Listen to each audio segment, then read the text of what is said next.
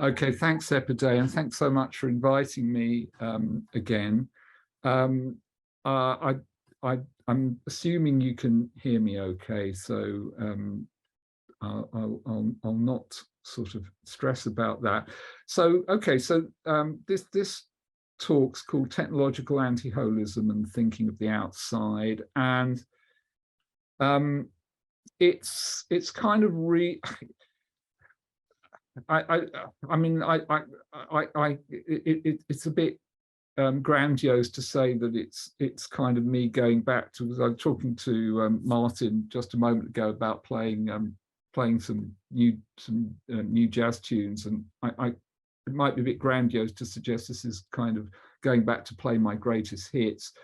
But what I am trying to do here is rerun an argument that I made originally in Posthuman Life and kind of, well, hopefully tighten it up, but also kind of explore some of its speculative possibilities. And the argument it concerns the nature of technology and particularly how we think about technological complexity, which is, I guess, why I thought it might be appropriate for this series. And it starts off, just to kind of signpost the argument, because it's quite elaborate, I guess. It starts off by thinking about a type of philosophy of technology that's sometimes called substantivist philosophy of technology, and that substantivist philosophies of technology treat technology as a kind of organizing principle independently of the users of technology. So I guess Martin Heidegger, who I won't be talking about much, would be one example of a substantivist. The French sociologist Jacques Ellul would be another, and I will be kind of making use of a kind of partial reading of his book, that's translated as The Technological Society. I think the French title is La Technologie, l'enjeu du siècle, excuse my pronunciation, the technology or the challenge of the century.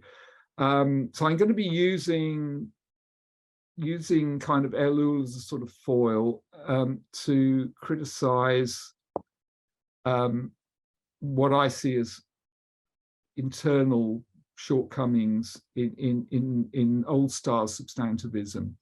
But then I want to kind of go on and look at the implications of what I call a new substantivism, a kind of post-humanist substantivism.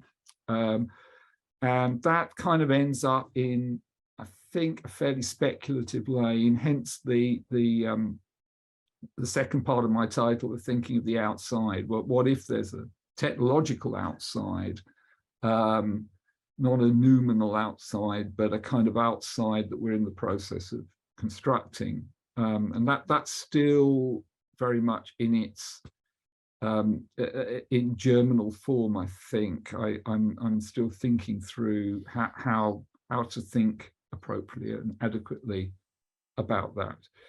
So technological anti-holism and thinking of the outside.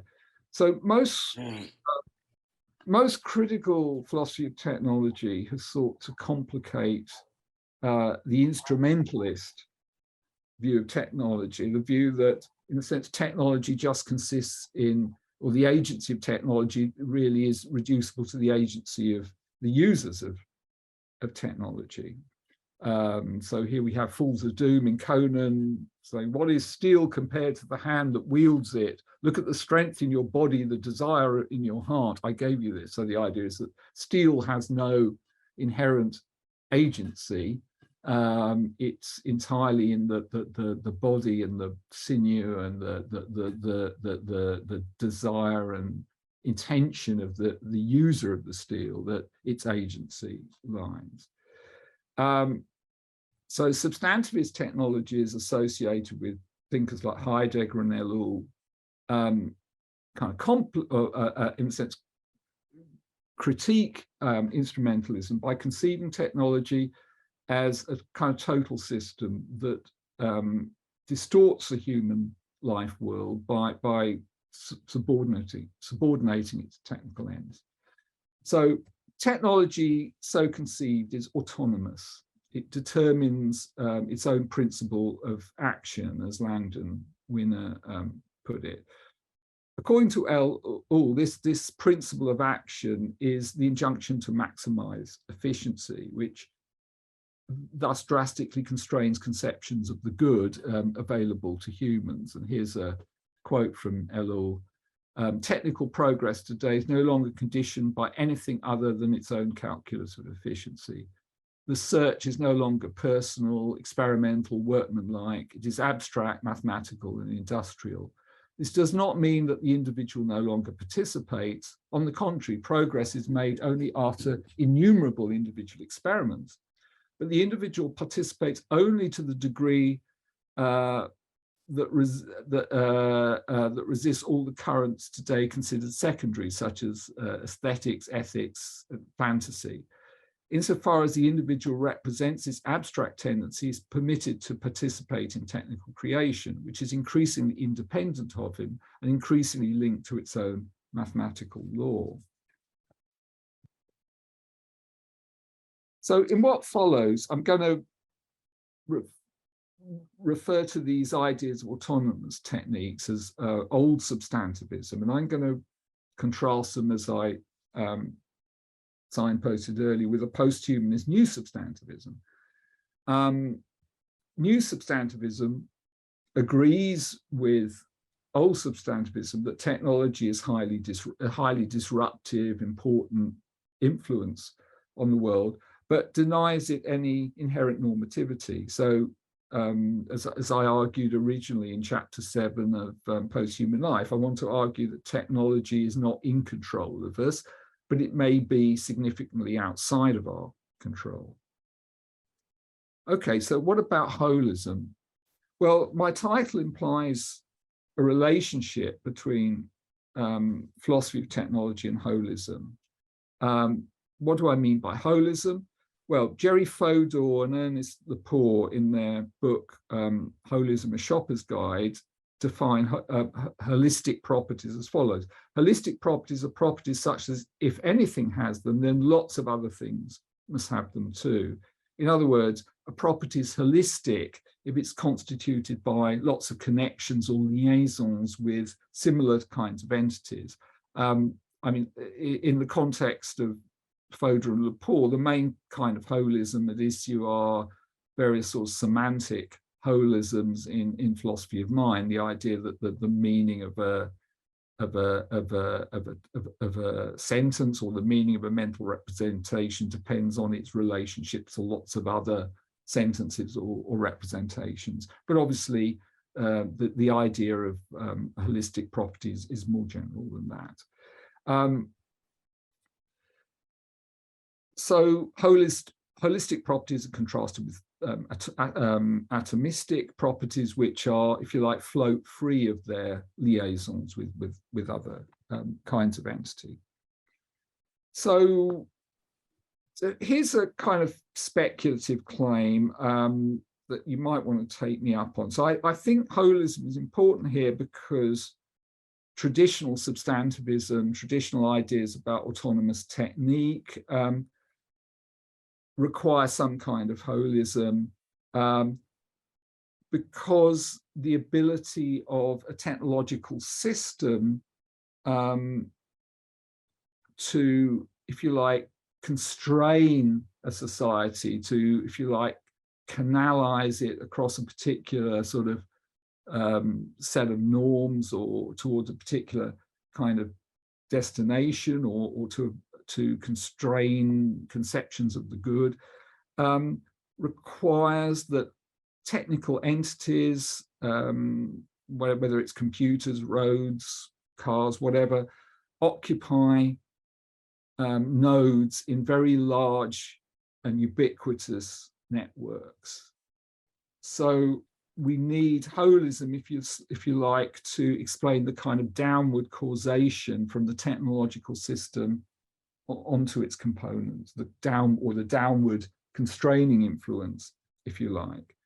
And that's kind of one of the reasons why I used Ellul rather than Heidegger, because Heidegger doesn't seem to, at least on some reading, Heidegger argues that the being of technology is not technological, it's just the kind of dispensation of being. And I can't see how a dispensation of being really could actually affect or constrain anything. Whereas it makes sense, I think, to understand, at least it makes sense to explain the downward causation of a technological system onto downward influence of a technological system onto its components in terms of some kind of functional complexity. So I've said that that such systems need to be ubiquitous, because if they're not ubiquitous, they can be escaped too easily. So that kind of would, if you like, filter out the downward influence. And they must be highly integrated, because otherwise the normative demands would be too weak. So, for example, in industrialized countries, it's impossible to do any kind of meaningful communications or education work without some sort of kind of competence in information and communication technology, ICT. And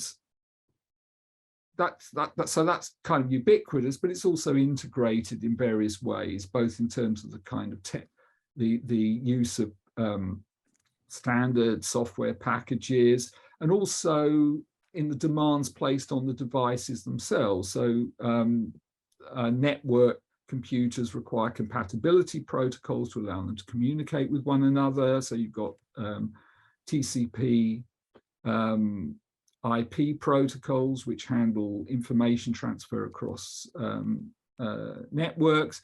And you've got MIDI, musical instrument digital interface, which is a kind of protocol for controlling musical instruments using computers, and for inputting and sending control signals to various kind of music software and hardware applications. And then any such integrated system is itself going to be nested in a much larger system. So obviously your computer will need a power supply, it'll need maintenance, it'll need some kind of cabling or Wi-Fi. You'll need a whole industrial system to support the creation of semiconductors and the sourcing of semiconductors like silicon. So as Ellul says, in a modern technological system, you never get one machine in isolation. You always get a machine and a machine linked to the machine, and various kinds of systems nesting within wider integrated systems. There's nothing you can get on its. There's no piece of technology can be found on its own. It's nested and integrated within larger, ramifying systems. The demands of integration also generate novelty or technological novelty. So as Ellul observes, technology generates problems that only further technological change can address. So he cites the example of John Kay's invention of the flying shuttle in 733, which greatly increased the productivity of weavers. But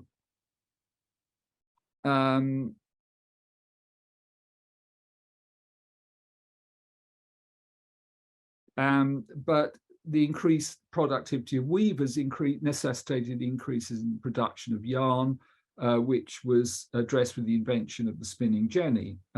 So, one technological change sparked or made possible another technological change.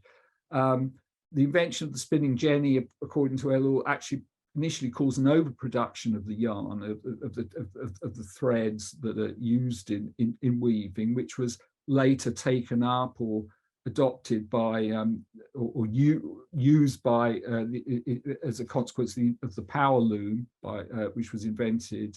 I can't remember when it was invented, but that in itself, and the power loom obviously allowed the introduction of adjunct technologies such as steam power and mechanized textile production and factory textile production, as opposed, which moved textile production out of domestic sphere. And again, you know, obviously that had lots of concomitant demands on the integration of transport termini, transport links, and raw materials. So this illustrates how technology and technical integration gives rise to a feedback process, which Ellul calls self-augmentation. It's a kind of autocatalysis of technology by technology. Self-augmenting technical systems evolve through a kind of circular causality, whereby technical develops catalyze further technical developments. So this kind of integrated holism of technological functions, or function holism, provides an environment in which technical self-augmentation can occur. It's the tight integration of processes like yarn production and weaving, which produce the pressure for novel solutions. But at the same time, it also increases the pressure towards integration, as in the case of the introduction of adjunct technologies like steam power. So self-augmentation can account for the progressive emergence of more integrated or holistic technological systems. And finally, self-augmentation is a causal precondition for the kind of autonomous technology that Ellul speculates about. It's, after all, the self-catalyzing character of technical change that explains why we are forced to accommodate to multiply interlacing processes of technical change, which, although we contribute to individually, we can't, in a sense, we only occupy, even if we're designing a new machine or a new program or something, we're only occupying a single node within this system. So we're never in a position to control the whole process, which is, in a sense, self-actualizing. So as Ellul puts it, I don't know if I didn't put this on my PowerPoint. In self-augmenting technical systems, it's possible to speak of the reality of technique with its own substance, its own particular mode of being, and a life independent of our power and decision. The evolution of techniques then becomes exclusively causal. It loses all finality. It's a counter-final process. It has no endpoint beyond its own complexification and replication. Now, in interrogating this kind of sociological model of autonomous technique and the various preconditions for it, I want to point to another precondition which is implicit in Ellul's account, which I don't think he mentions as such, but I think it is implicit, and that's what I call technical abstraction. So, according to Ellul, and I think Simondon makes a similar point about craft or artisan production, prior to the modern era, technique was kind of diffused pretty slowly. You know, so stuff could be invented in one bit of the world, like, you know, like a primitive steeper engine, and then it would just be forgotten because it would just diffuse too slowly. Once technique can diffuse on a planetary scale, however, it becomes capable of squeezing out forms of life that do not answer to its increasingly enveloping requirements. So the idea then is that the kind of functional integration that function holism that Ellul describes wouldn't work without a certain mobility, a certain level of abstraction in technologies which allowed them to be communicated or iterated on a planetary scale, on a large geographical scale. So we could sort of summarize this in terms of a series of related holisms. So we've got functional holism, where you have complex interconnected networks of technological elements, resources, infrastructures, users and producers, all, if you like, woven together into an interdependent whole, which, as I said, exerts various kinds of normative pressure on its components. Normative holism, in the sense, the idea that this system has a kind of normative hegemony, it's a kind of constrains society to certain conceptions of the good, if you like, clearly depends on functional holism, because otherwise you could elude the requirements of this infrastructure too easily. As an aside, one could argue that functional holism institute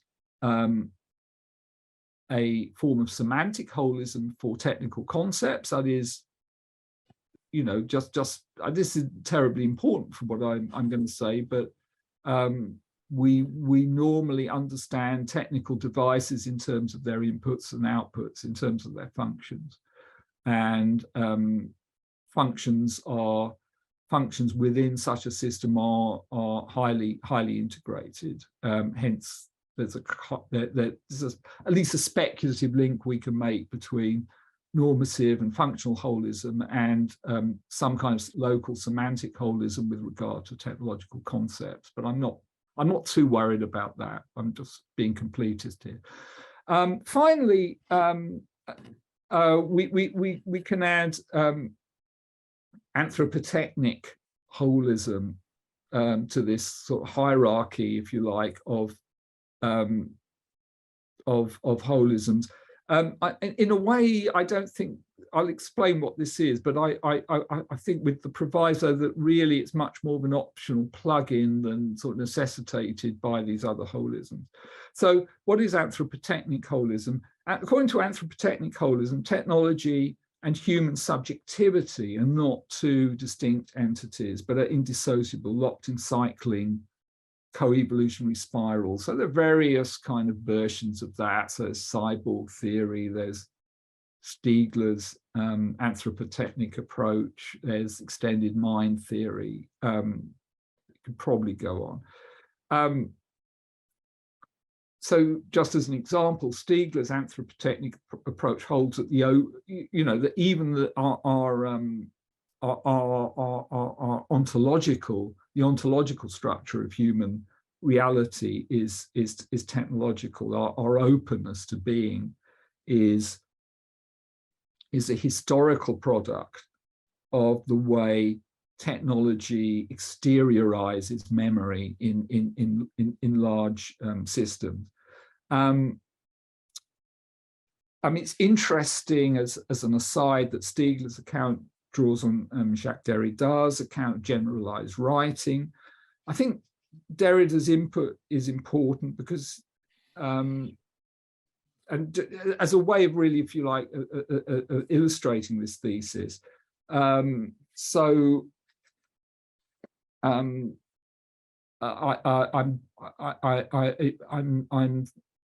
could cite examples of Derrida's work, in Derrida's work actually, where he explicitly discusses the way a particular kind of writing or technological writing generates certain kinds of possibilities for experience. So in his essay on Franz Kafka's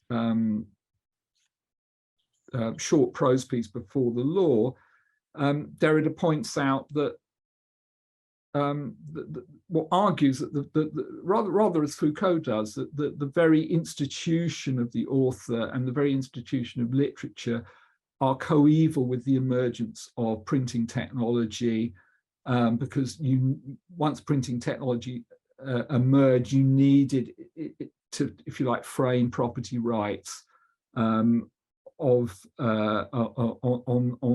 writing. So for example, the text of Before the Law, which is a very short prose piece, also occurs within the trial. So they're typographically identical texts, but they're different works. The trial is a novel. Before the Law is a short prose piece, and that their status as works is dependent upon the legal framing of the literary work. And it's because that literary works are legally framed. There are certain entitlements and permissions that go with the ownership of copyright. They have a certain aesthetic autonomy, which, without which literature in its modern form, according to Derrida, would be impossible. So this is one example where you might make this sort of anthropotechnic connection. I mean, another might be through sort of extended mind theory, through the role of, for example, symbols in providing the, if you like, the material basis for reflexivity. And there's some interesting kind of psychological experiments supporting that claim. But I'm having introduced that, I'm going to kind of leave it aside. I think it's important to bear in mind, simply for understanding the way technology certainly does both disrupt and constitute certain forms of subjectivity. I'm not going to question that in any radical way. So I mean, at this point, I think I just want to observe that, well, actually, this is quite a rich philosophical tapestry. One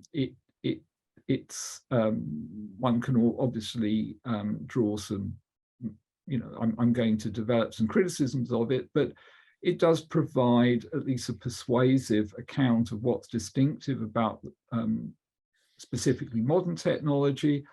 And if you plug in anthropotechnic holism, you've also got a potentially rich account of technoculture and the way various kinds of media constitute various possibilities for mentation that perhaps weren't there before. So, this is all, I'm not denigrating any of this. This is all really interesting and productive.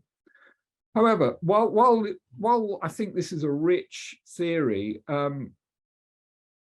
I would still want to argue that it gives rise to a misleadingly anthropocentric view of technology as a kind of quasi-subjective organizing principle, a kind of impersonal subject. And I think this is internally incoherent. It actually collapses. This notion of technology as a impersonal quasi-subject, a kind of organizing principle, fails on its own terms. And to see why, I want to circle back to that idea of repetition or abstraction, which I argued was essential for the self-augmentation that Ellul attributes to modern technology to work. So what do I mean by technical abstraction? Well, I don't want to get too bogged down in the ontology here, but we could say that technical repetition or abstraction is any repetition of a technical pattern that is itself mediated, technically, mediated by some technological process. And it clearly comes in degrees, since some technologies are more mobile, more iterable, if you like, than others. And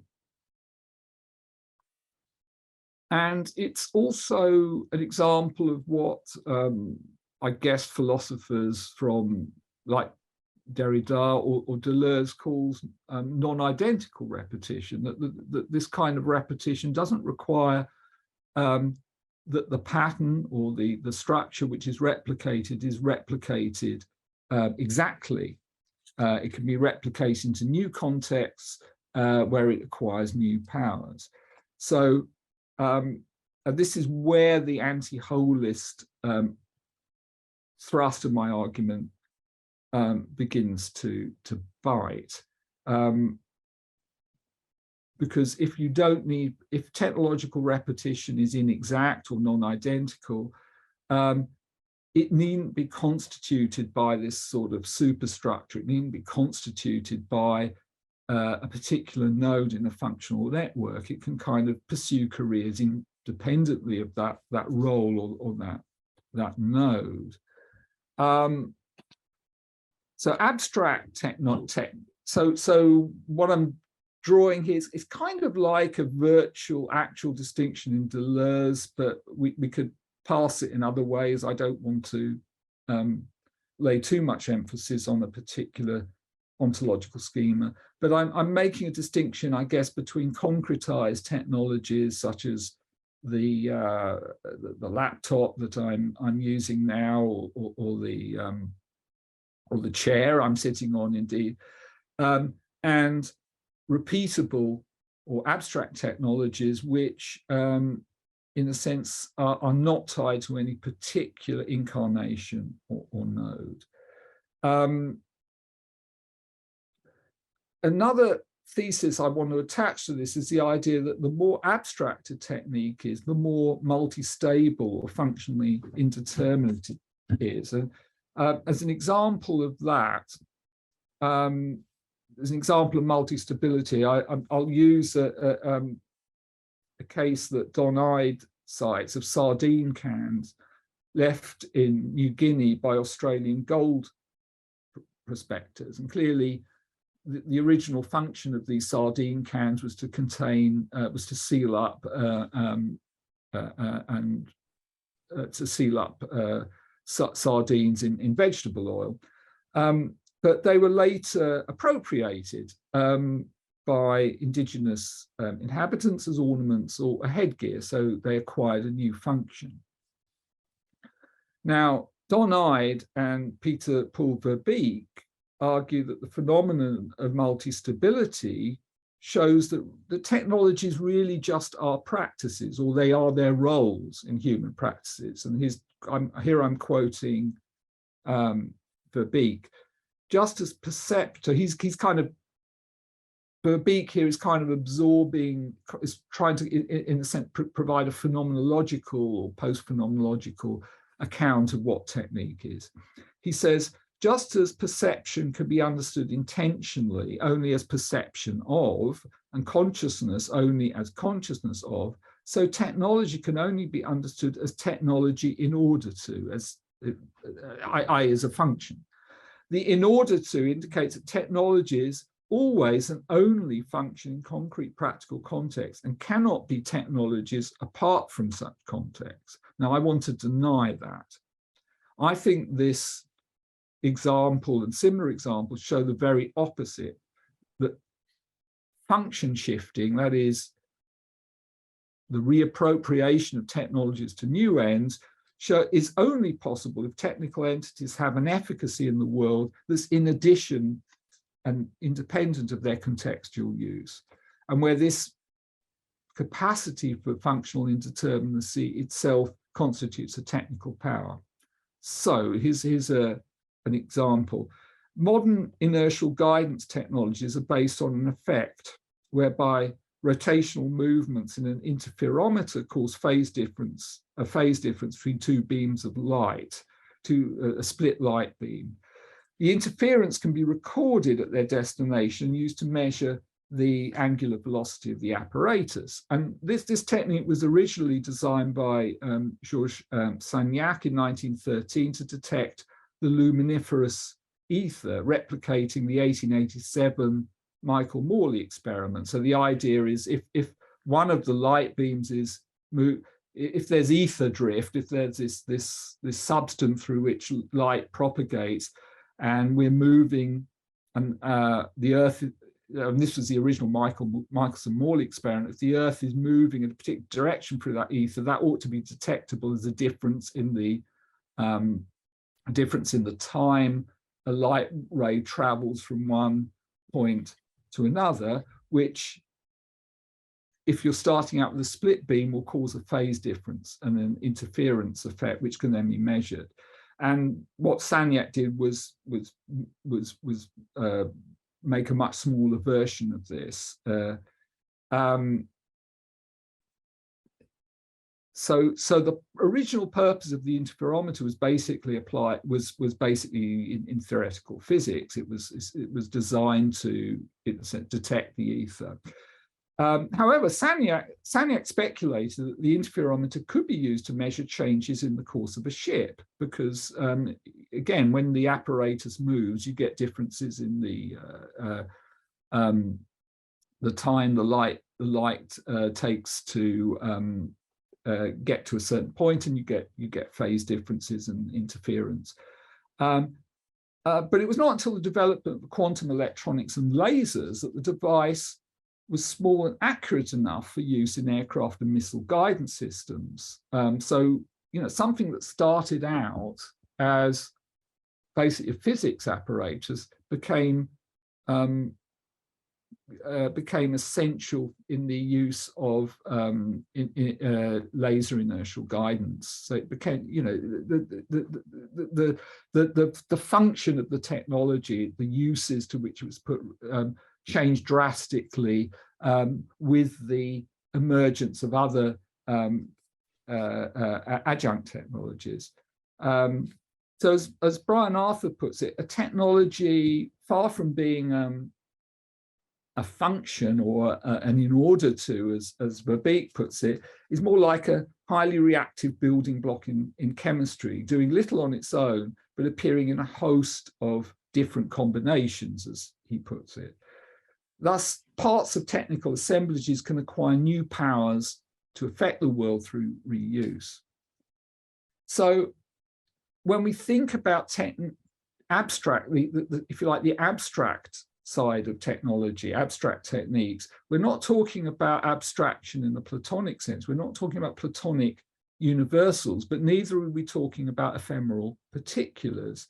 We're talking about repeatable particulars.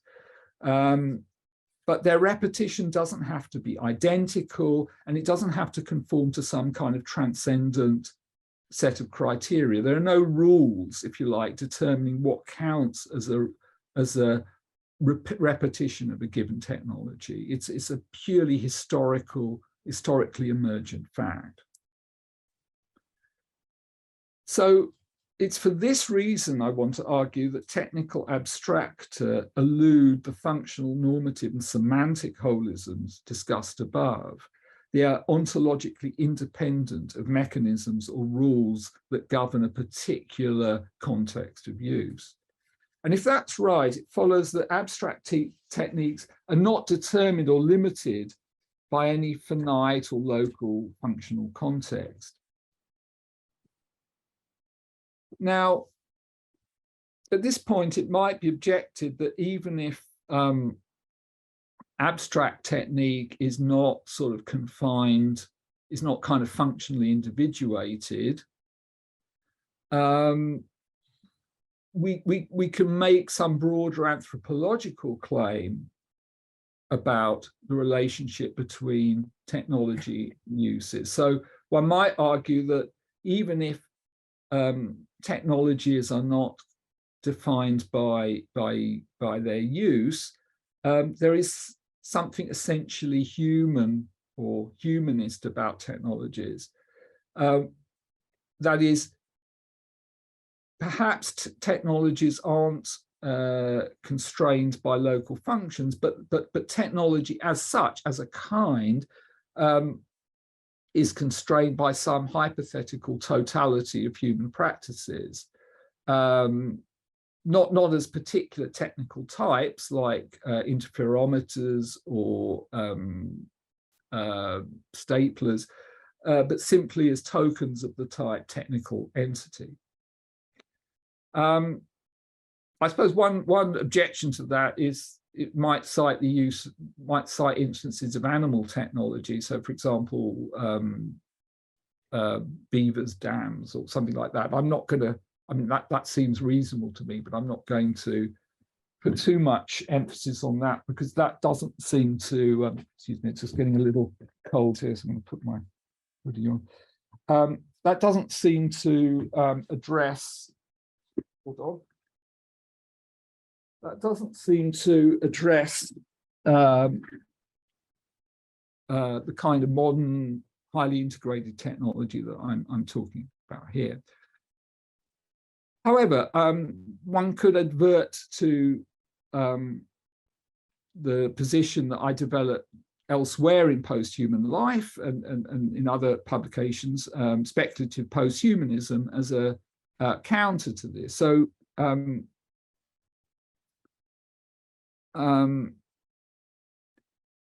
you know, a key component of speculative posthumanism is the disconnection thesis, which I've talked about a lot elsewhere and here. And the disconnection thesis basically says that that certain kinds of technically informed or technically constituted entities can become post-human under particular conditions when they, if you like, go feral and, in a sense, operate outside the human socio-technical system. Well, if that's possible, then it's possible for technologies that maybe originated as human technologies to become post-human technologies or non-human technologies. So if the disconnection thesis is possible, then it's possible for there to be, that is, if it's possible for there to be post-humans, then it's possible for there to be non-human technologies. This is just simple inference. So if that's right, and I'm going to assume that that's right. I'm not assuming that there will be post-humans, but simply that it's not obviously, it seems quite coherent to hypothesize that there could be post-humans, and if there could be post-humans, there could be non-human technologies. So if that's right, then you can't constrain technology to some sort of human transcendental subject or some totality of human practices.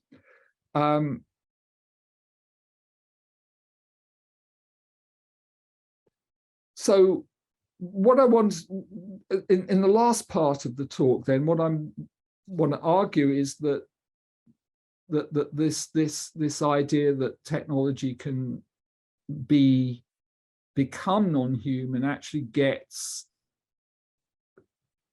sort of philosophical, ethical teeth. It's actually, well, I guess rather like Land's Fang Noumena. It's actually a more ethically problematic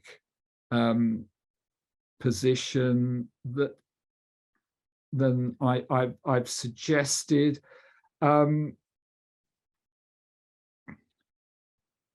But I think to show how challenging it is. So in a sense, I'm kind of alluding to the French title of Ellul's original book, that there is something deeply challenging about technology. And I think he's right there, and I kind of want to draw out why I think he's right. So the first step is to show in more detail why the substantivist account that I set up earlier kind of collapses. It sort of fails on its own terms. So we've seen, well, I've argued that even if you don't agree with me, I have claimed that technical autonomy in Ellul's sense, and arguably any kind of theory of technical autonomy, perhaps even Heidegger's, although I'm not sure about that, requires self-augmentation. It requires, if you like, that technology has its own kind of causality, and that self-augmentation only works with high degrees of technical transmissibility and promiscuous reuse. It's only when technologies can be iterated all over the globe or all over a wide geographical area that they can envelop us in the ways that Ellul describes, but also generate new and unpredictable new technologies, as in the case, for example, of the interferometer, which required these adjunct technologies to become the laser gyroscope. So we've seen, so technical autonomy presupposes abstraction, but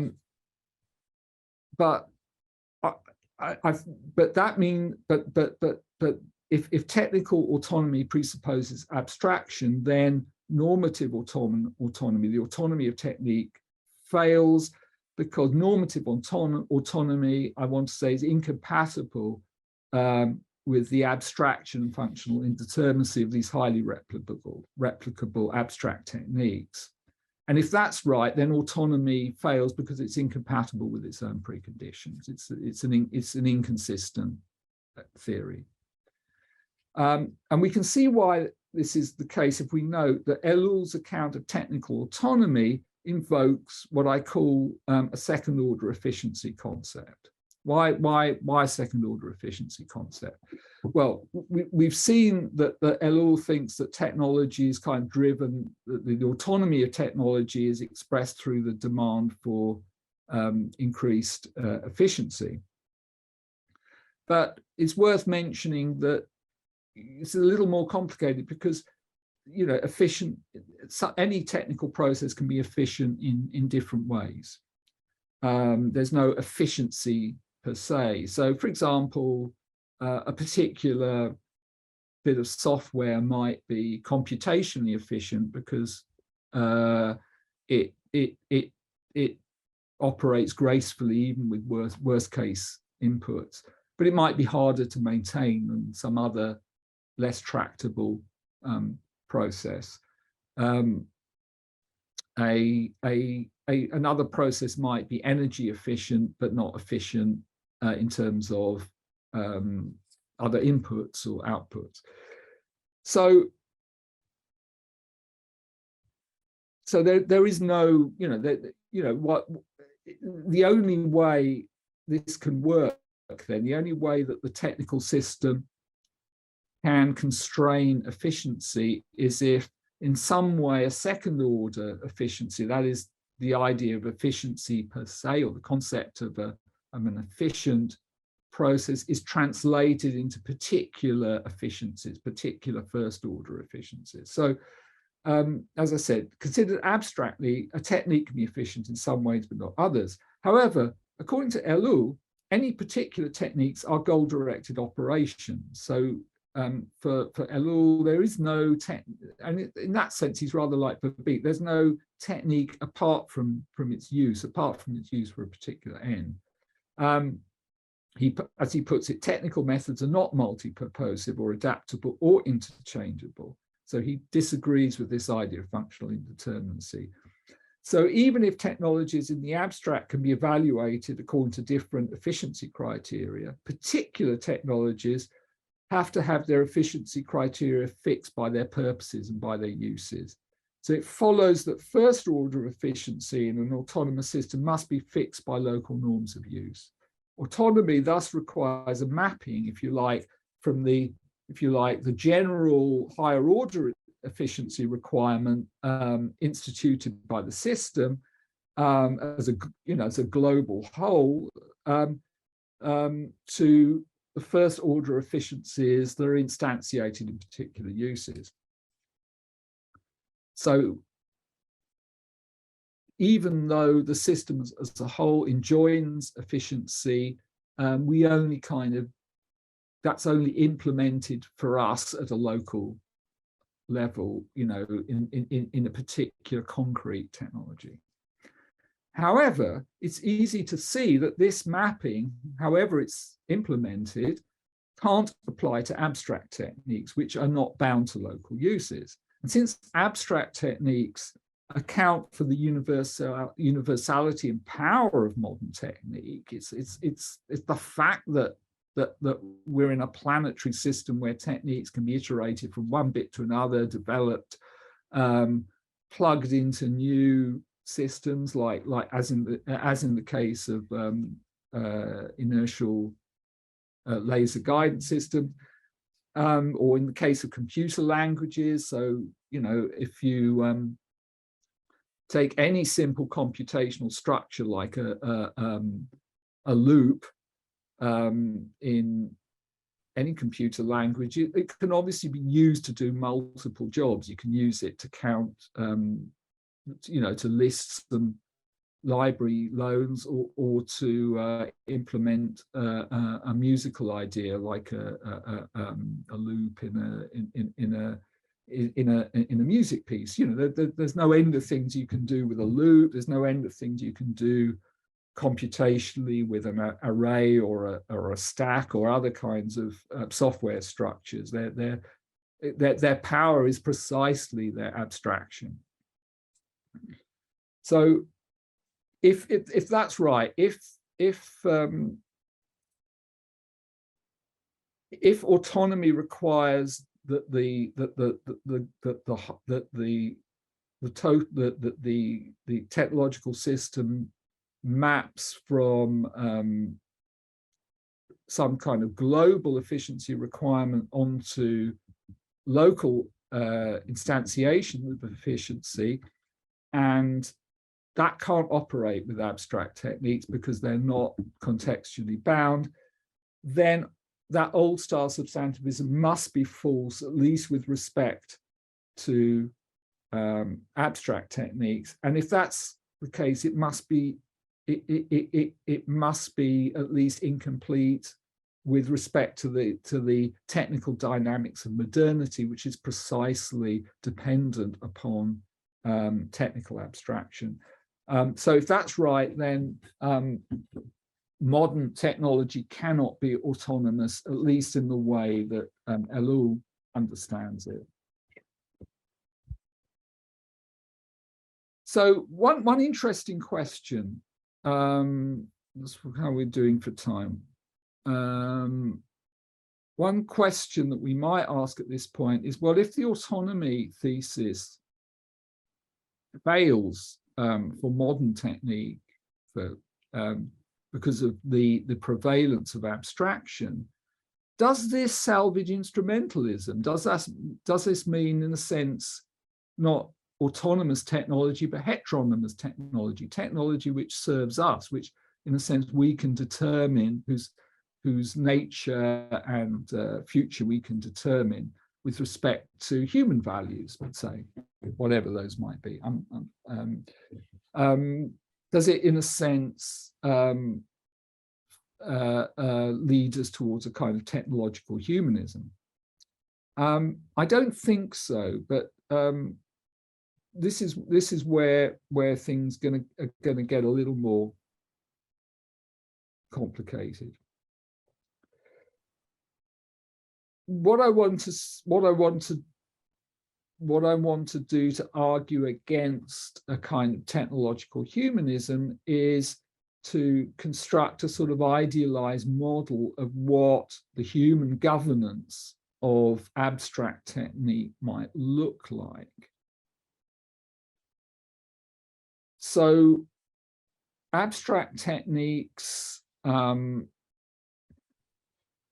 be, what makes techniques abstract is their mobility, their ability to, if you like, be communicated, translated, if you like, into new forms at different nodes within the system. And in a very large system, that obviously leads to lots of kind of possibilities for development, for reuse, if you like. So a system in which abstract techniques were, if you like, tamed, which in a sense were constrained to human uses, would require some sort of control mechanism, which I just call a controller. And the role of the controller, which itself would be a technology, is to monitor and simulate technical possibilities for future repetitions and innovations. It's a kind of predictive tool. And I want to suggest that this organon is arguably a condition for realizing some kind of human self-mastery, or the mastery of mastery, for example, that Ray Brassier identified with Hegel's absolute spirit and the conditions for communism. This is because the domination of domination should require, at the very least, the ability to preempt undirected technical change. Because if this is particularly the case if we assume something like the anthropotechnic thesis that that technique has an intimate relationship to mind and value, that certain kinds of technologies can be extremely disruptive. If that's the case, then it makes sense to kind of tame that process, to direct it towards some values and not to others. So a controller would allow future divergences of abstract techniques to be simulated ahead of their adoption. Of course, it could also be used to bring about these same divergences effectively and not just in simulation, because once we, if you like, have the recipe for the development of a technology, we can actually get to work in instantiating it. So we might say that this would constitute a phase of technical hyper-abstraction, the capacity to rapidly replicate and modify any arbitrary components in the technical system in multiple ways. And we might assume that this simulation technology would itself be highly replicable, because as the general technology of replication par excellence, it must be self-applicable. Secondly, it would need to be accessible to every node in the technical system to furnish the tools for deliberation, whereby certain paths, if you like, through technical possibility are decided upon and others rejected. Now, I think the very idea of such a controller is hugely problematic. And one way of seeing why is to model it with another kind of agent. And here I'm alluding to what I call in post-human life a hyperplastic agent or a hyper agent, a maximally flexible agent with a highly efficient and detailed self-model that allows it to intervene in its own substrate at an arbitrary grain. So what I want to suggest is that there's an analogy we can draw between a society capable of intervening in its own technical development at an arbitrary grain and a single agent that's like a robot, perhaps, that's capable of intervening in its own circuitry or substrate at an arbitrary grain. So elsewhere, I've argued that a hyperagent would find it impossible to follow through certain basic maxims involving the maintenance of value. No,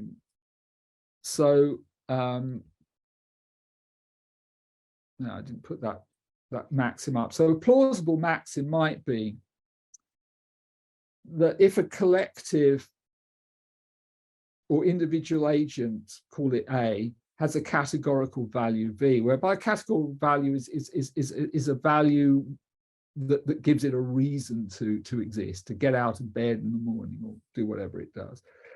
If it has a categorical value V at any given time, it would act to ensure that future iterations would retain that value. So at the social level, that means that if we value certain forms of life, like, I don't know, literature or contact sports, we want to ensure that no future technical developments kind of efface those those values. However, for A to achieve this assurance with respect to a given category, I want to argue that A can't achieve this assurance with respect and this control with respect to a given categorical value. Suppose if we're thinking again about a kind of robotic agent, suppose that some part of the cortical circuits in this agent codes for the value V. We can expect this fact to be radically contextual, ensuring ensuring that the agent retains V in its future iterations would require it to use its self-model to clamp all those parts of it which instantiate or implement V to contexts in which they still mean V and not, say, V star or V double star or some other value. So the point is, and this kind of follows from the holism representation, if the meaning of any particular circuit, or again following the analogy, any particular technology is radically contextual, and we want to make sure that that future iterations of that circuit retain the value, you've got to keep them to the wider context in which it has that value and not some other value. But suppose we're able to, if you like, generate lists of circuits and contexts using some kind of simulation technology. Those contexts are just more entities of the same kind that we were actually trying to constrain in the first place. So in the case of the self-modifying robot, the hyperagential robot, if it comes up with a presumptive list of contexts in which a given state means or represents a certain value, the same problem arises again. These contexts are simply entities of the same kind. They're other circuits or other technologies or technological contexts. In the case of the self-governing society, or the hyper-abstractive society. So once we've generated a list of contexts, and we can think of these contexts as forming phases or tiers, we have to move on. We have to go through the whole process again and come up with a third tier of context, in which we constrain the earlier set of contexts that we generated to points in possibility or configuration space that maintain V, that maintain that value. And that in itself gives rise to exactly the same problem. So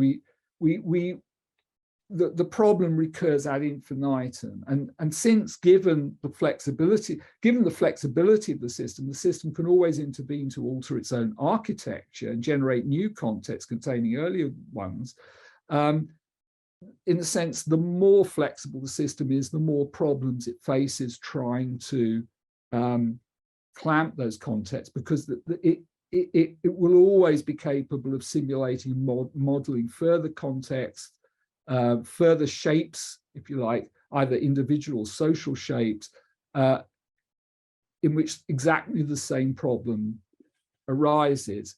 I'm minded here of a point that Anna Longo made last night, a kind of paradox that she mentioned, that it's precisely at the point where our technologies of prediction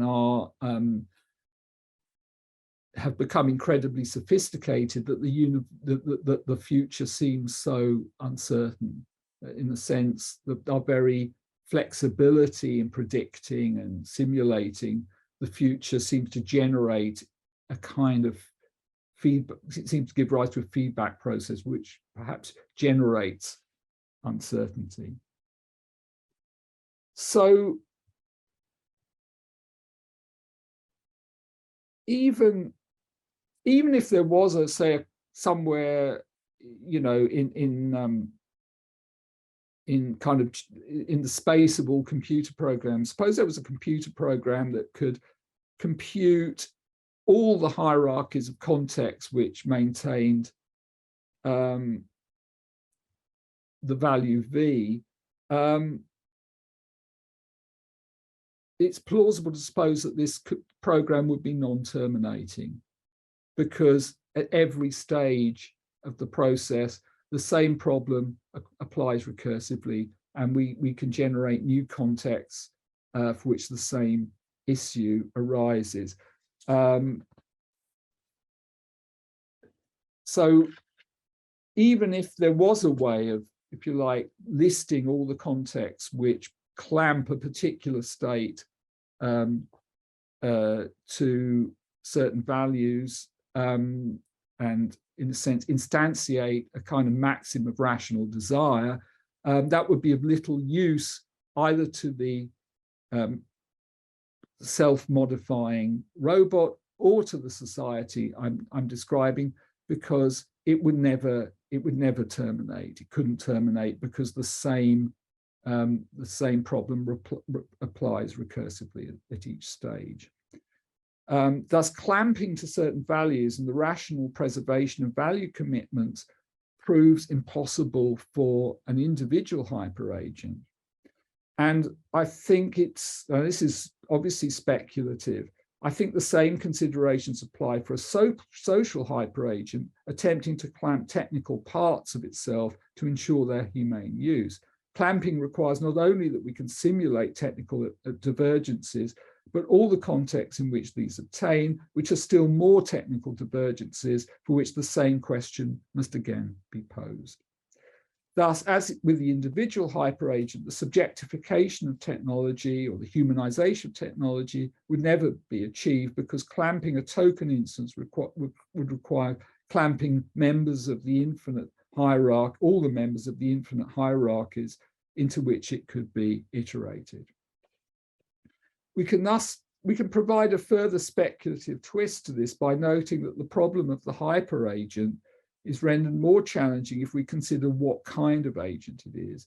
It cannot be intentional, rational, reflexive, since God, given modest anti-reductionist assumptions, it would have no means to predict the psychological consequences of an arbitrary functional physical self-modification.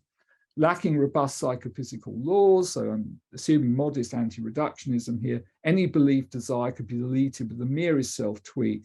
Sapience, in a sense, becomes impotent and unimplementable for a system like this. So a hyper-reflexive socio-technical system can have no collective intentions at all. Its virtuoso flexibility precludes self-government according to rational norms. This applies whether these norms are immanent to technology itself or to some hypothetical kind of democratic body or plenum. So these considerations, I think, imply the contrary to Verbeek's claim that technologies are simply functions of human practice. Firstly, as we've said, as I've argued, speculative posthumanism implies that no technology employed by humans is necessarily a human technology. So even if there are essential structures of human subjectivity, technologies are not correlated with them. Technology is not for us. It is not then a kind of quasi-subject that imposes its own principles of development. Nonetheless, even if modern technique is not autonomous, it is self-augmenting, catalyzing its developments in ways that in principle, it seems, we cannot predict or collectively control in the long term. As Ellul suggests then, technological change has no purpose or horizon that can be cashed out in terms of a subjective principle like efficiency or rationality. Well, that's actually contrary to Ellul, but he does elsewhere say that technology is counterfinal. So in a sense, it's the counterfinality which is at issue here. So from the perspective of the human manifest image structured by reasons and purposes, the technical is a monstrous generative power that lacks reason, law, or finality. It is not for itself, for the reasons given, but neither I want to argue, is a thing in itself. It is not a transcend, insofar as it's an outside, it's not a noumenal outside or a thing in itself. Is not a transcendent object with determinate, if epistemically inaccessible properties, because it is iteratively productive and thus always becoming different. It cannot, for this reason, be understood reflexively in terms of the difference between its appearance, between the appearance of technique in human practices like tool making and some essence behind those appearances. I'm kind of making a gesture to Hegel's logic of essence here, which I probably insufficiently is insufficiently developed. But what I want to suggest is that technology is not a quasi-subject, it's not a for itself, but it's not, even if it's a kind of, even if it's outside the human, even if it's outside conceptuality and mind, it can't be, if you like, be absorbed into the dialectic whereby the in itself simply becomes a posited in itself and then becomes subsumed in the process of a kind of geistlich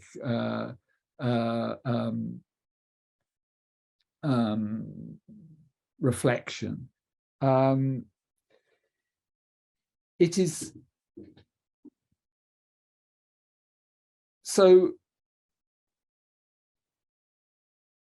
the thought of the technical, just so we can't reduce the technical either to the appearance of the technical in practice or to some hypothetical transcendent essence.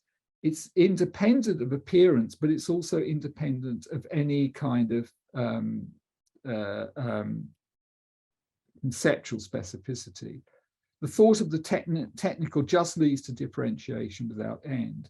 If it is an outside, then it's not identifiable in terms of an essence or an idea. The repeatability of technique, for example, is not essentially technical repeatability.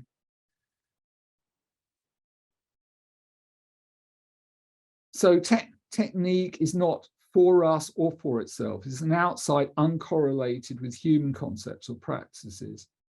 However, it is still an outside that we construct and which, lacking either a phenomenological or non-phenomenological essence, can only be thought through this process of construction.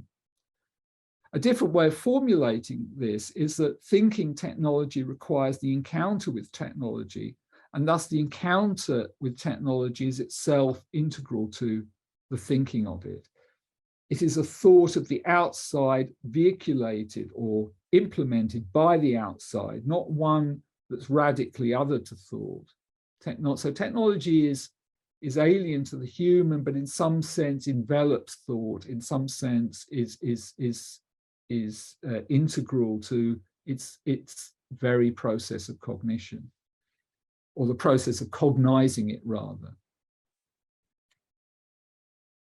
So we might say that the encounter with technology is dark. It's a kind of dark phenomenology, since having that encounter doesn't give us a definite appearance, a definite sort of essence. It doesn't yield an idea of the nature of that which is encountered. It is rather an experience which may be variously of displacement, difference, trauma, fascination, and seduction, none of which require that what is encountered as a definite this or definite that, or definite sort of kind of thing. We might be tempted at this point to suggest that psychoanalysis might step into this sort of ontological lacuna by making this very absence of relation with technology constitutive of the technological in some way. However, such a dialectical move risks modalizing technique negatively in terms of its non-relation to some kind of barred subject, just as anthropotechnic holism illicitly reduces a technical to prosthesis.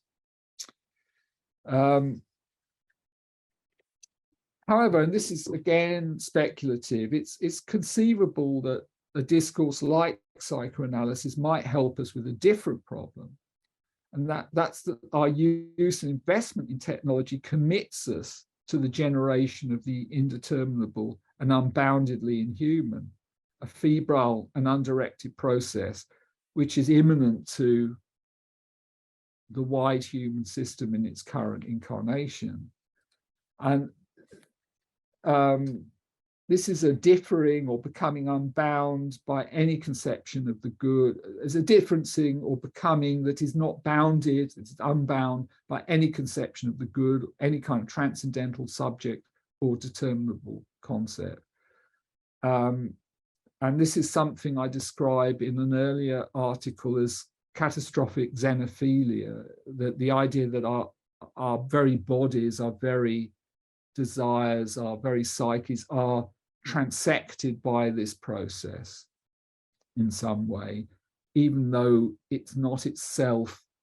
So in a sense, there's a kind of desiring, a bit like, I guess, Deleuze and Guattari is desiring production, that our very immersion in technology implies a kind of desire that is not oriented towards any end. It's a kind of voided desire because technology itself has no human or conceivable horizon.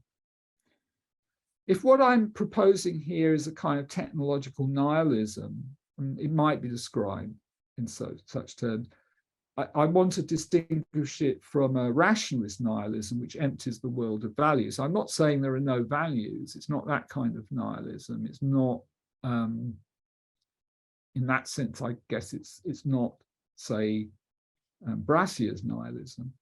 It stems rather from the fact that endowing technology with an ethical itinerary is simply a category error. We cannot coherently affirm, value, or commit to the unmanifest and unbounded, even if we are libidinally invested in becoming it, becoming Xeno through its construction and proliferation. And I think that's the point at which I want to end.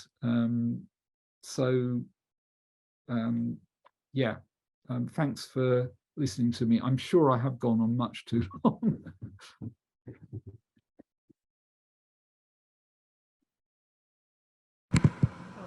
Thank you, David, for the talk, and thank you, Sepideh, for hosting. I'm going to be moderating. I have something immediately to add to the conversation, or hopefully continue it, but just wanted to remind everyone to activate their cameras, and if they want to talk, enter as a panelist. Okay, so one of the things that I appreciate the conversation you and Martin had about Charlie Parker and jazz, because the whole talk I was making this analog with the MIDI controller that you mentioned and the conductor, like of a symphony or of an orchestra, and we could talk even of semiconductors, and where the MIDI controller is kind of like a translator. The same with the conductor. At the end of your paper, you write technology is like technology is outside. It has no control. So this idea of control versus no control, and being outside, where the conductor is not quite the composer, but is almost like, it's subsumed by the symphony, or subsumed by the music sheet. This is just something that was sort of running through my head, this distinction of, like technology, abstract technology, but being embodied by either the MIDI controller or the conductor. But I'll just start there, and then you could enter or reply, and then we'll take some questions. Oh, you're muted.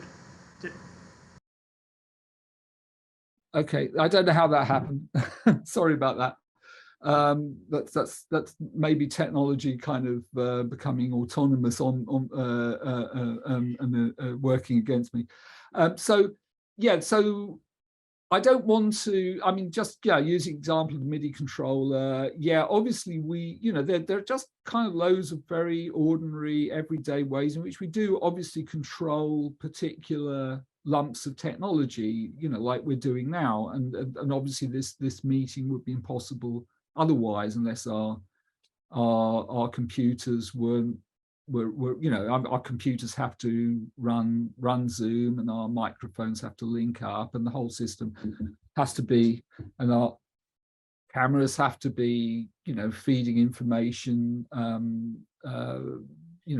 using internet protocols, packing, binding the information into packets, sending them out to IP addresses, unpackaging, and then translating that back into some kind of image or sound or whatever. So that's all fine. I don't want to deny that, obviously.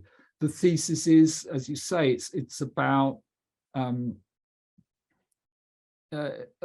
it depends on this ontological distinction, I guess, between a concrete technology or concrete ensemble of technologies or devices, and an abstract technology, which is, in a sense, what different implementations or different incarnations of a technology what may link or bind different incarnations of a technology over time. So, there's an obvious sense in which the interferometer in a highly miniaturized laser-guided laser gyroscope is related to the Michelson-Morley and Sagnac interferometers, but at the same time, they're doing completely different things in different settings. Which is only possible because of the introduction of the interferometer into these new contexts, using highly miniaturized electronics, for example, or lasers. So it seems to me that the power of modern technology is precisely or in that element, is in that dimension of abstraction. It's replicability, it's functional indeterminacy, the fact that the kinds of technologies that are really making a difference now actually are multi-use. They don't have just going back to my example of a humble loop in a computer program that you could use to count library books or generate a piece of music. It obviously, as a software structure, it's highly mobile, and that applies even more to a technology like machine learning, obviously, which can do lots of different things, obviously. So it seems to me that if I'm right, that autonomous technology requires that the global system must, if you like, instantiate efficiency demands in particular contexts, then the global system can't similarly constrain abstract technologies simply because they're not limited to such contexts. They elude that if you like, global or holistic or downward causation.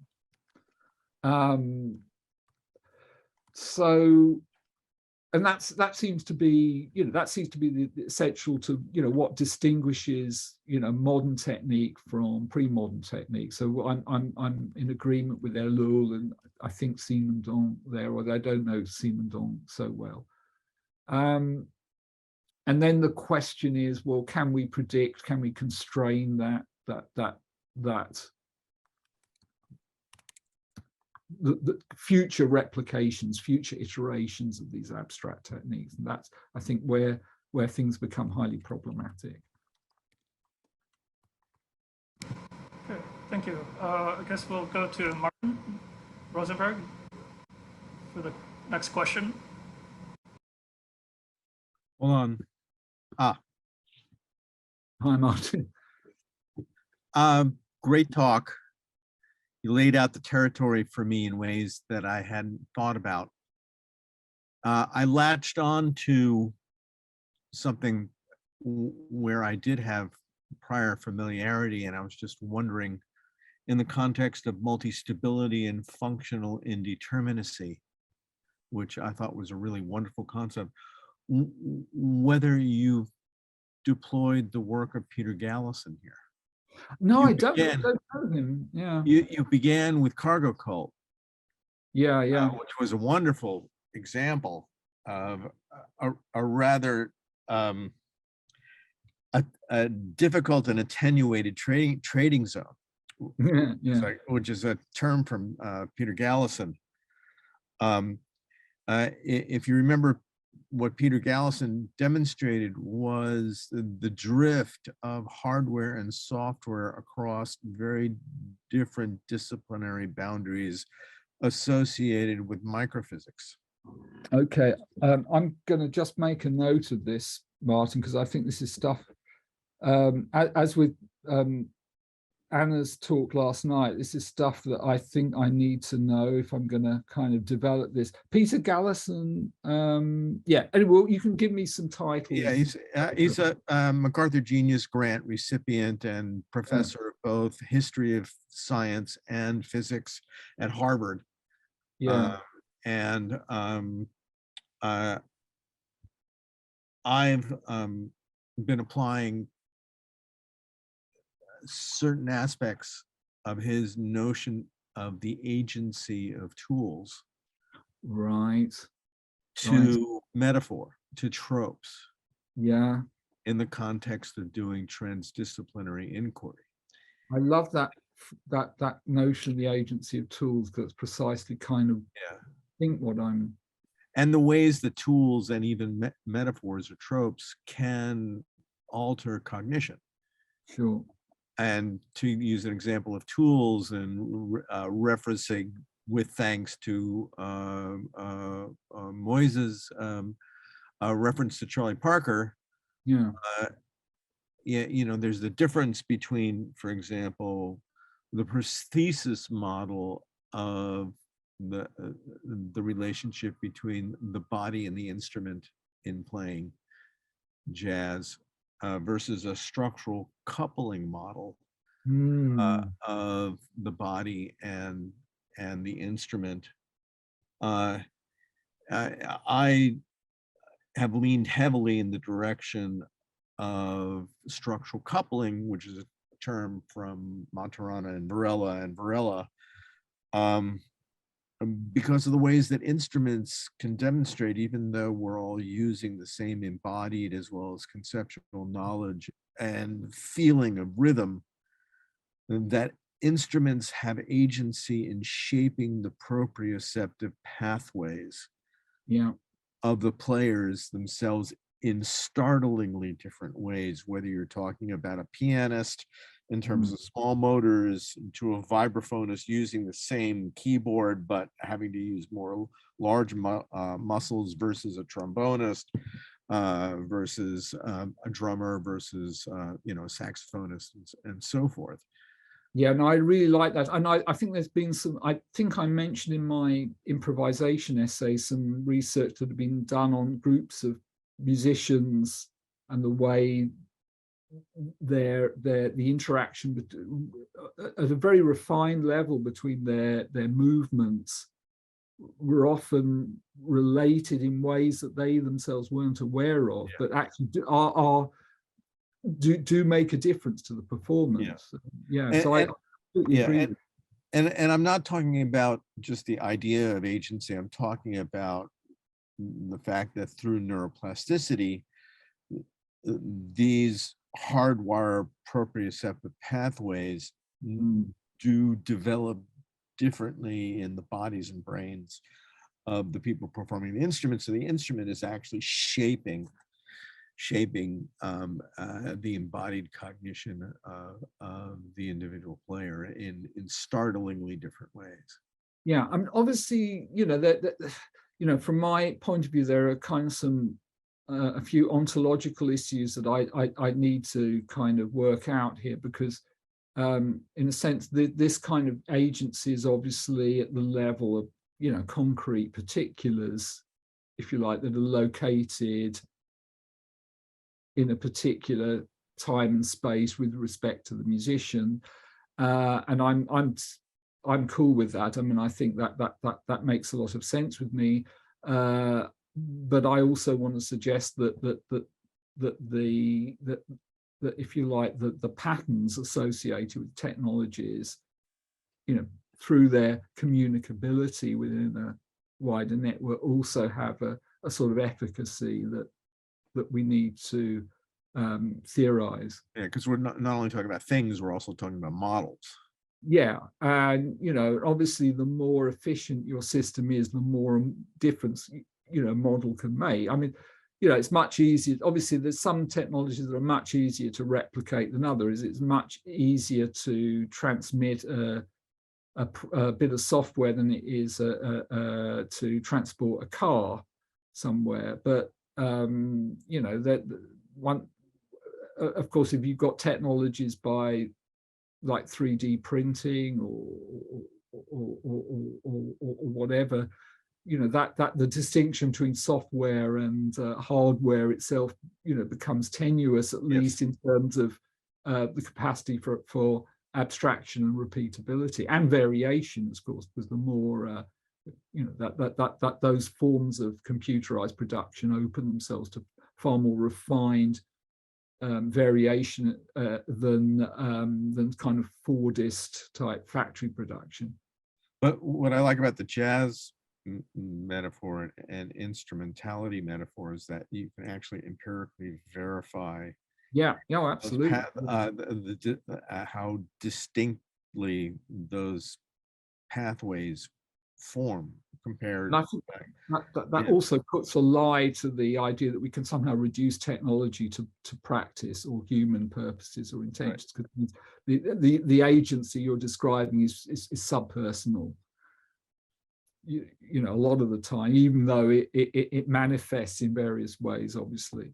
You know, So let me stop there and let other people. Oh, thank you, Martin. That's great. And I've just made. I might chase you up for some more references to Gallison's work, because that could be extremely useful for me. And there's also a complex relationship between him and Latour's approach to the agency of tools as well. And I'm not sure how you feel about that. I'm not as big a fan of Latour as perhaps some people, but I'm sure I could make use of Latour. I mean, I've read, you know, I've read some, but I'm not sort of that expert in his work. But I don't think there's anything in Latour that's obviously kind of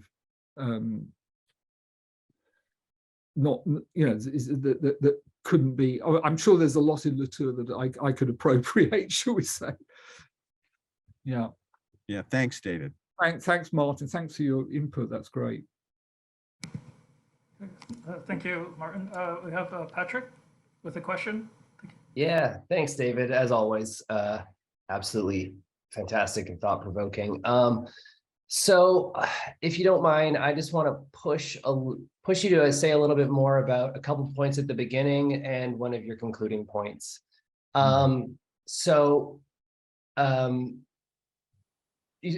of your argument, as I understand it, hinges on this idea that an autonomous system can't translate or map from this commitment to second order efficiency into specific contexts, right? As a system expands or spreads or something like that. But I'm wondering if that is true, because when we're talking about autonomous systems, we're not saying like they're God systems, right? They're not autonomous as in they determine everything. I mean, the way a system runs is right in interactions between system and environment. So what will have been the most efficient in a certain context is determined in part by the environment. And we still might say that's determinate, right? So,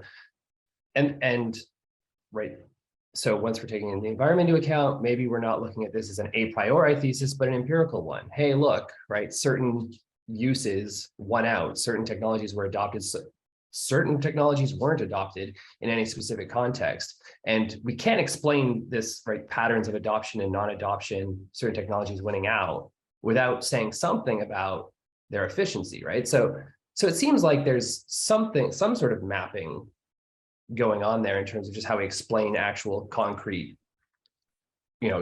iterations, right? So conceptually, yes, infinitely iterable, but maybe not actually concretely. So that's the beginning part. And then the end part, I wanted to just suggest, well, if technology is this outside, if it actually ends up being, in a sense, unintelligible in itself, right, as a substance, maybe that's because, right, it's the wrong concept, right? Maybe we just become technological eliminativists, right? It's a relatively new concept. It's about 150 years old, right? There's a great book on it. Eric Schatzberg has this great book on the history of the concept. So maybe what you're pointing out is that actually this doesn't pick out a thing like we thought it did, right? So those are just two points that I want to push. No, they're both excellent, Patrick. I think I mean, I agree with you that any particular technology to be established has to be minimally efficient in some ways. It's, after all, simply it's got to do something, and if it doesn't do something, then it's and in order to be certainly in any kind of human society, it's got to do that well enough to become established and for people to want to use it and replicate it. So I think I'd concede that. But then I think we're just talking about, as you say, local processes of, essentially locally informed processes of concretion and then replication in other contexts. It doesn't seem that we then need to think of the system as a whole imposing those efficiency requirements. And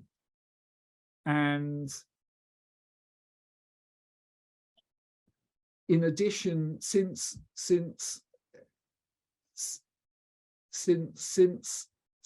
technology has an abstract dimension, that abstract, I guess what I want to argue is that the efficiency requirements only apply at the level of concretion. They don't apply at the level of the abstract technique, because any abstract technique, in a sense, its abstraction consists in its possible uses in many different fields or settings, each of which may have different requirements, different cost benefits, if you like. So I think that the thing I'm trying to oppose is not the idea that obviously any particular technology has got to be good for something. Clearly it has, but that there's some kind of overall sort of direction to technology which these particular efficiencies are instantiations of. And okay. So let me say, maybe a better way of putting it is to say that, and this might just be an empirical claim, but the idea would be something like abstraction leads to efficiency because, as a matter of empirical fact, the most efficient in some way, efficiency prime, whatever, in any local context, wins out over competitor technologies, competitor artifacts, competitor systems, because it's more efficient in a relevant way. I think that's questionable because I mean, if you just look, I'm just thinking in terms of the way sort of competing software interfaces get arose. So there used to be so there used to be there used to be a thing called MS-DOS that people used before Windows. I never used, I was too late an adopter really, but we knew people who were pretty kind of au fait with MS-DOS. And eventually kind of Windows kind of visual interfaces won out. But a lot of historians of technology would argue there's no, it's not that in some global sense, one system was more efficient than the other. It's just for various social reasons, having these kind of graphical interfaces just caught on and was perhaps more marketable, but not, many would argue that MS-DOS, had, in terms of, for example, your ability to control and maintain software and to really also use it in an intelligent way, may have had may have also been, extremely efficient. It just depends on what criteria you're using. But there doesn't seem, we don't have to account for that in terms of some global efficiency requirement being differentially mapped, by the system into different areas. It's just obviously different social settings, different markets are going to kind of be hospitable to different kinds of interfaces.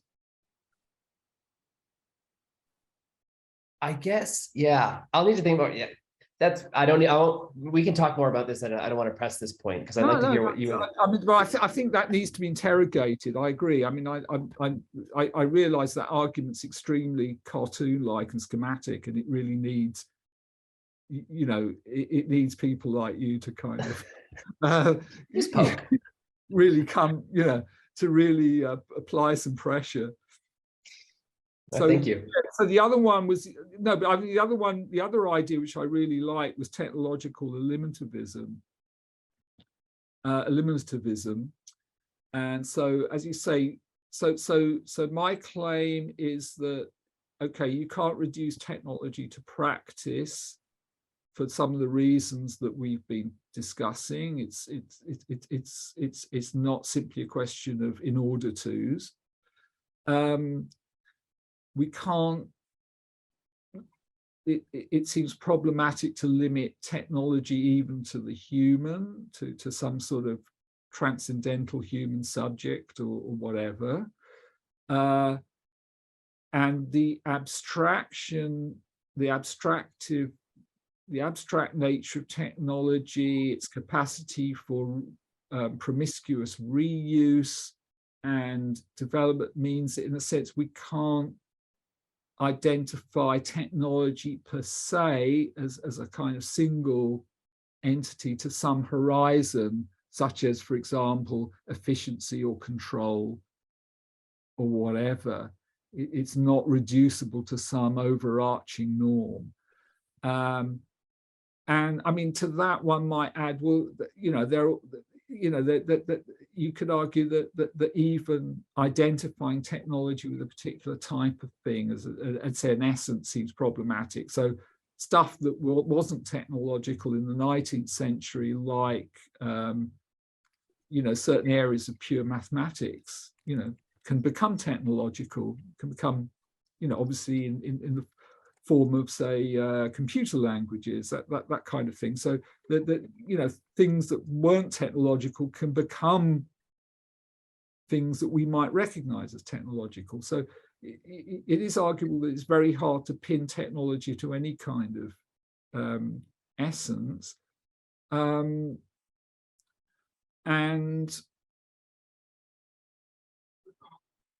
so lacking a kind of horizon, so that's why I want to suggest there's kind of it's very hard to actually put any bounds to technology, either in terms of, anthropological bounds or any other kinds of bounds.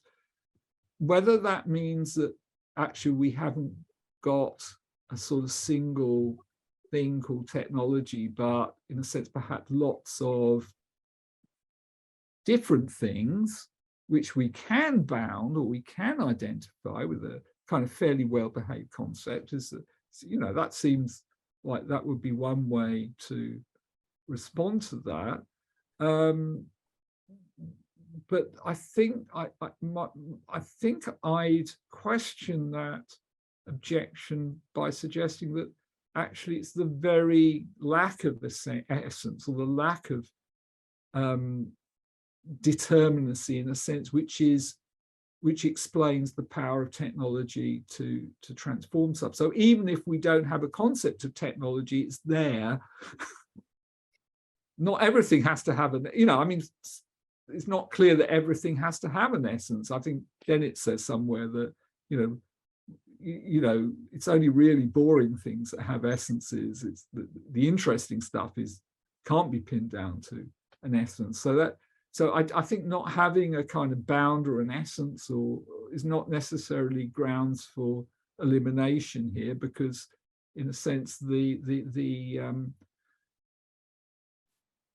because the inescapable reality of our existence is technological, whether we can bound that or not. I mean, it's obviously, shaping and reshaping our world as we speak. So.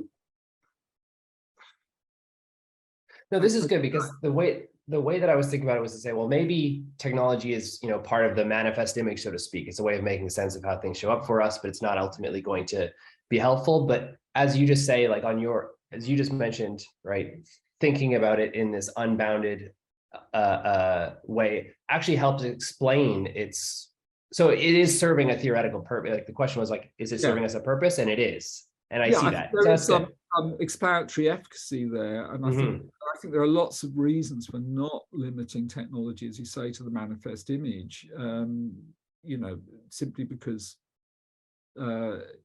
functional talk and talk of purposes and the kinds of, and also limiting technology to middle-sized dry goods is not going to work either. So all the stuff that we normally associate with the manifest image, a lot of the principles of individuation that we associate with the manifest image don't seem to work with technology, even though, obviously some do, because, and particularly when we're talking about devices and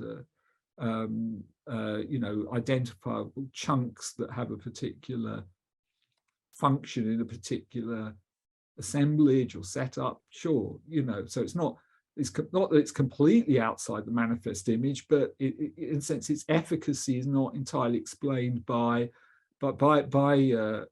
what we can locate within the manifest image. Yeah. That's awesome. Thank you so much, as always. Thanks, Patrick. That was great. That was really helpful. Thank you. I see a question from Mar. If you want to ask the question from the comments. Oh, right, sure. Sorry. If not, I wasn't. Hold on, I'm just looking for the comments. Mark, can you read your question yourself? Because maybe you can. Yeah. Hello. All right, I found the comments. I'm really sorry.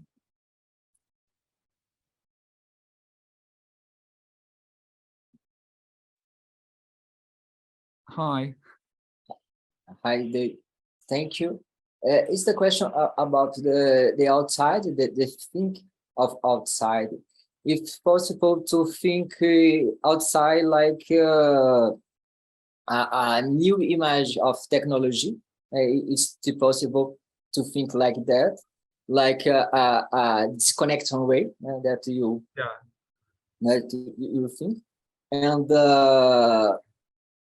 how disconnect the outside with this normative way of technology, and to think the beyond of technology. And I don't know, just to share about these questions, and how to think about it like outside. Because when I think outside, it's something without image, but there are another kind of image.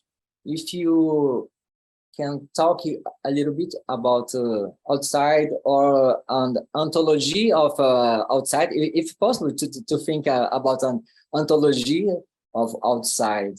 I don't know if it's possible, but I'd like to listen a little more, please, and thank you. Thank you. No, that's another very challenging question. Okay, so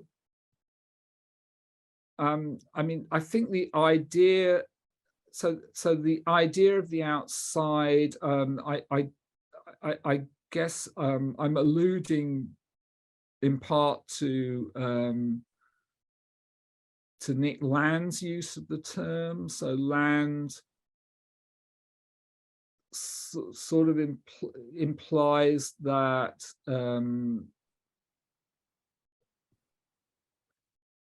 that in a sense we, you know, when we certainly when we think about technology, when we think about human desire as well, we need to get out of thinking about how desire or technology function within purely, you know, human context or context which we can identify with, for example, human ends or rationality. So I think the outside in Land functions as a figure of everything in a sense that can't be constrained within, in a sense, what we were talking about earlier, the human manifest image, or human or finite human bodies. It might, the outside, for example, might be in say Bataille's terms, this massive solar economy of expenditure, which in a sense has no purpose beyond the sumptuary destruction and expenditure of energy, which in a sense can't be constrained within, say, a utilitarian calculus or a calculus of means and ends. So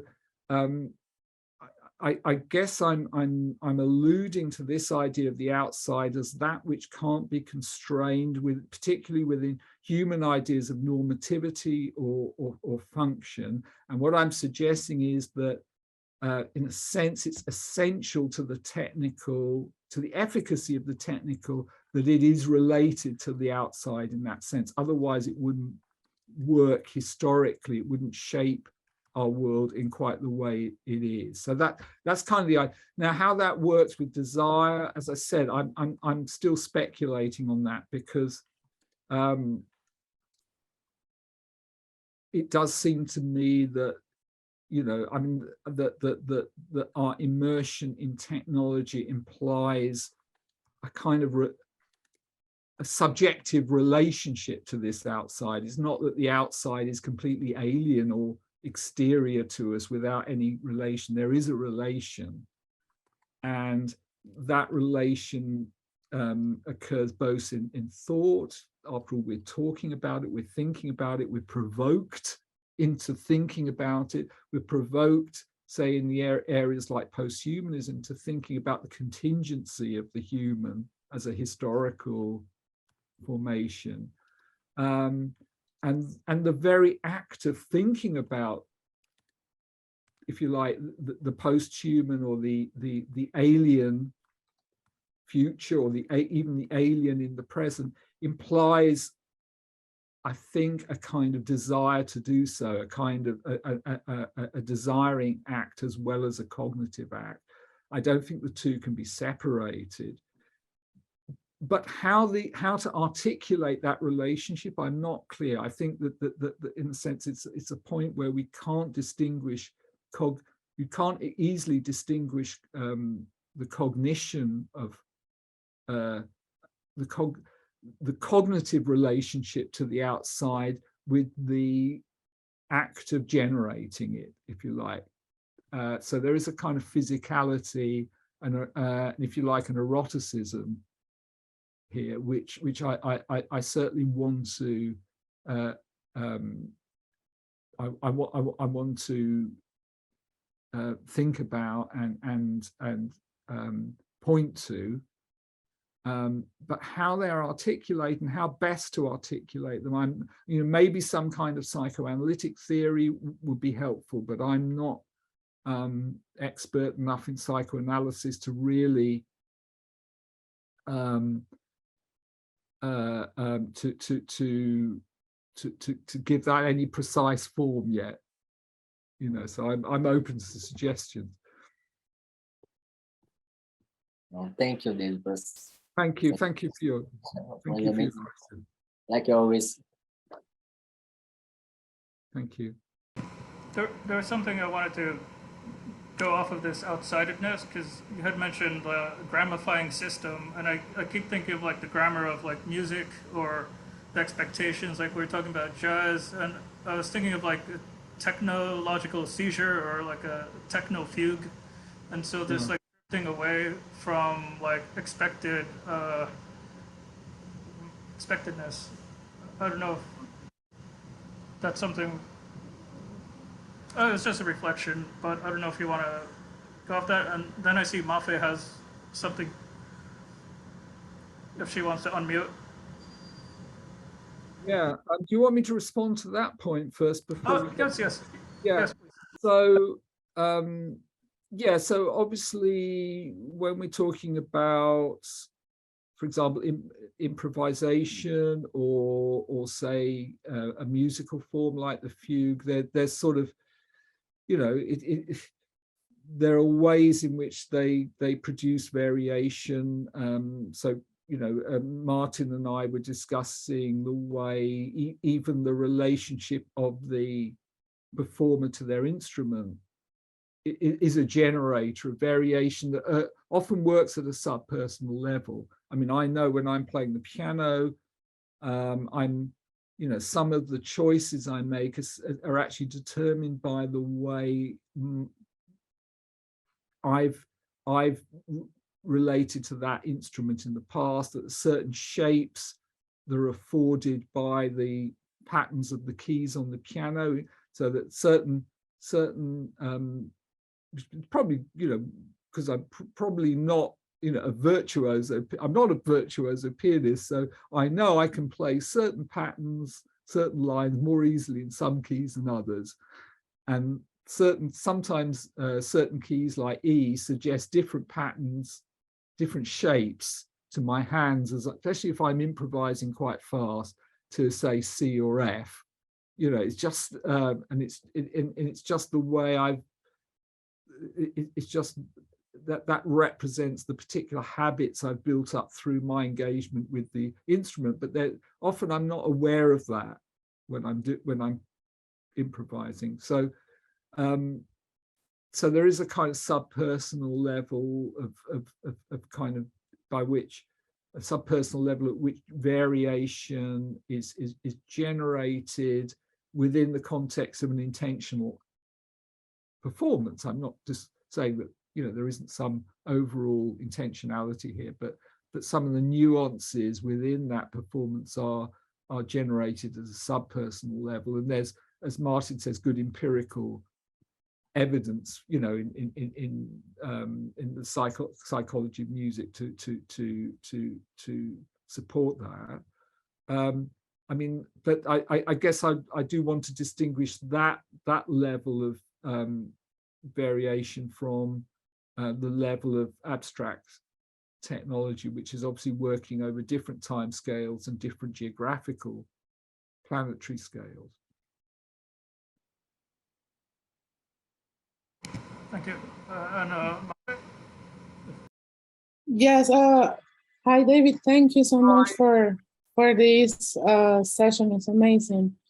I'm not sure if this makes sense of if I'm confused or lost a little bit, but I wonder if it's still possible to think of the autonomy of something in the context of complex systems, or, you know, if they are interconnected structures and the whole thing is about the transactions and exchanges and all that context.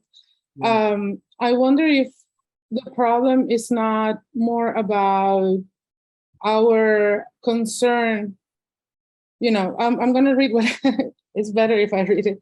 Like, maybe the problem is more about power dynamics, you know, about dominance, because it's like, in the sense of the ability of technological agency, as you explain it, could have exerting pressure and influence beyond what we can understand. I mean, maybe it's that, because I wonder, like, to what extent we can even talk about something, not even technology, something being autonomous, you know, if you know, all these.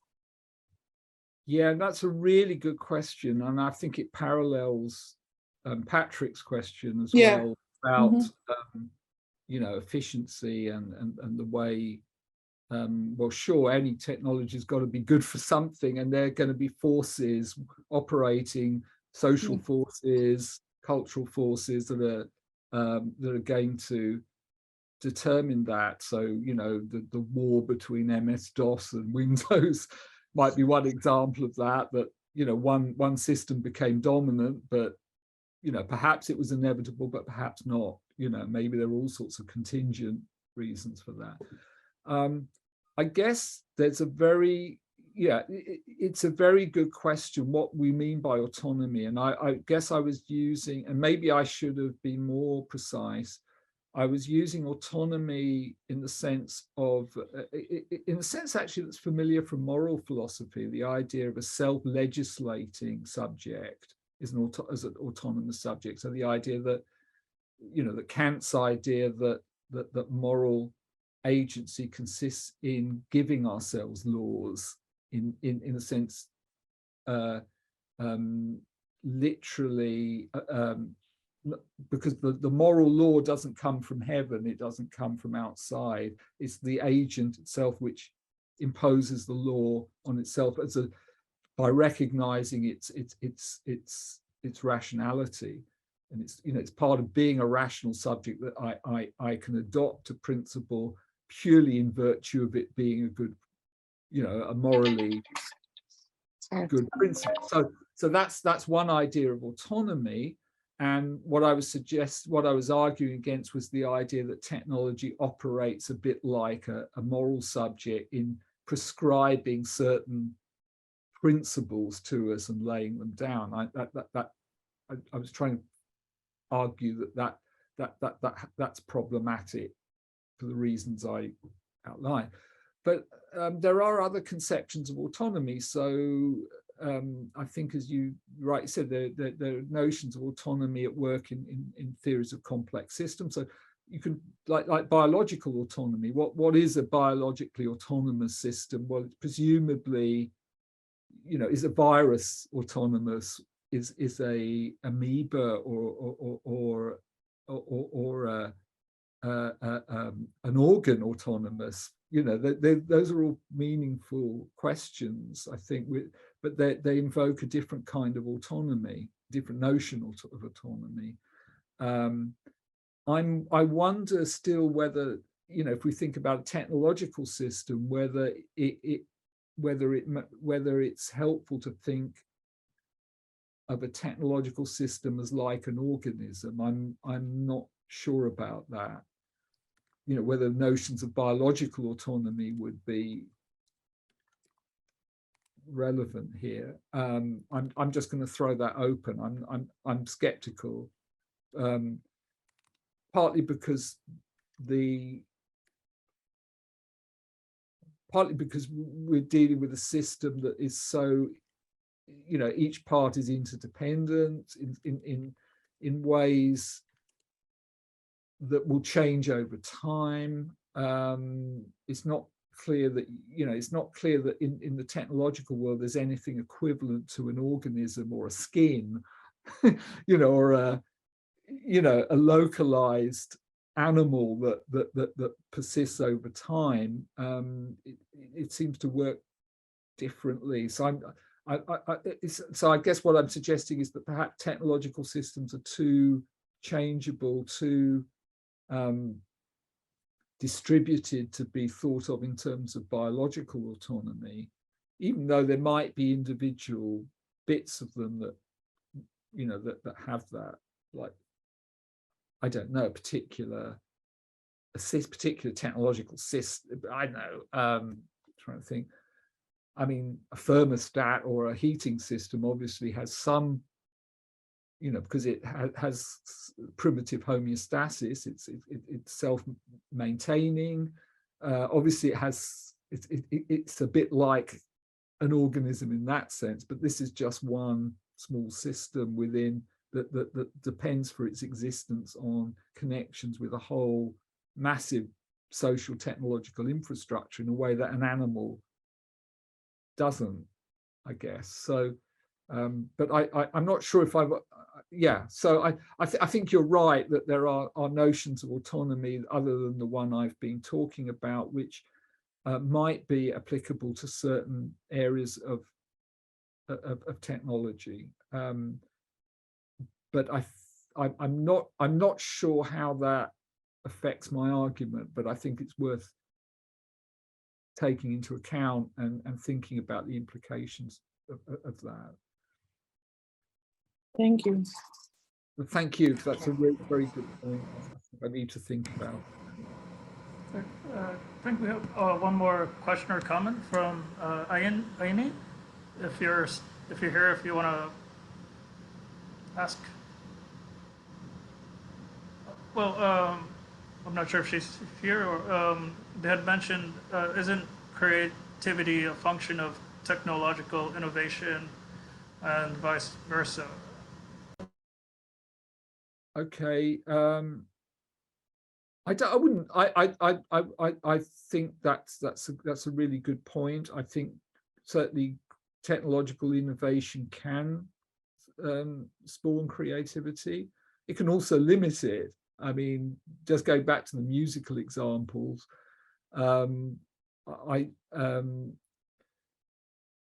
lot of digital audio music applications are based around looping, for example. So things like Ableton Live is really designed for constructing pieces of music from repeating elements, loops. It could be a drum loop, it could be a little riff you play on a synthesizer, and then making larger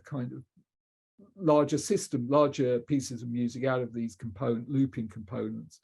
And that's great, but it's actually quite a restricted, it's a fairly restricted kind of music making.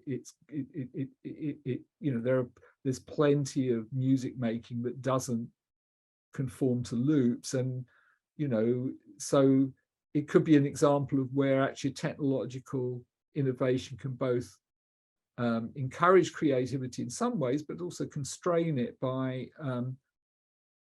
making you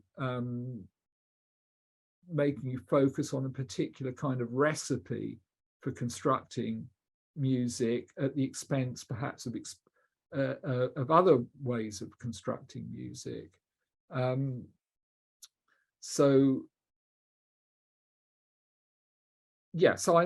I think imaginative creativity and variation in technological change are obviously two different things. And I think, although obviously the two can kind of come into contact and cross-fertilize and mutually constrain one another in lots of different ways.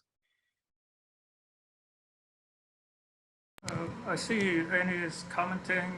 If you're able to open your microphone, you could interact, or otherwise it was something about.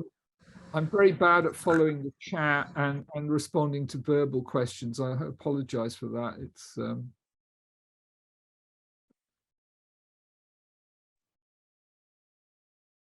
I'd like to ask a question if it's not too late. Oh, absolutely. Just going to jump in here. Hi to all my foreign object post-human residency fellows. I haven't seen them in a while. I'm going to make it quick. I'm really interested in your kind of heterogeneous conception, I guess, through this technological abstraction of perhaps intelligence. I just quickly wanted to know, why do you think, therefore, in the kind of AI culture at the moment, there's still this sort of infatuation with a kind of mirroring of the human? I'm thinking about Jeff Hawkins or Yona Bosch and these kinds of people that, you know, the neuroscience crowd, which seems to be completely in opposition to where you're coming from, which I actually quite like. So that's my question. Good to see you. Thanks. That's, I mean, I don't know if yeah, I'm not aware of all the figures that you've mentioned. I mean, I think that there's, I mean, just going back through the history of AI, because I'm the first to admit that it's not a field that I've kept up with. So, but just going back through the history of AI, I mean, that, you know, that there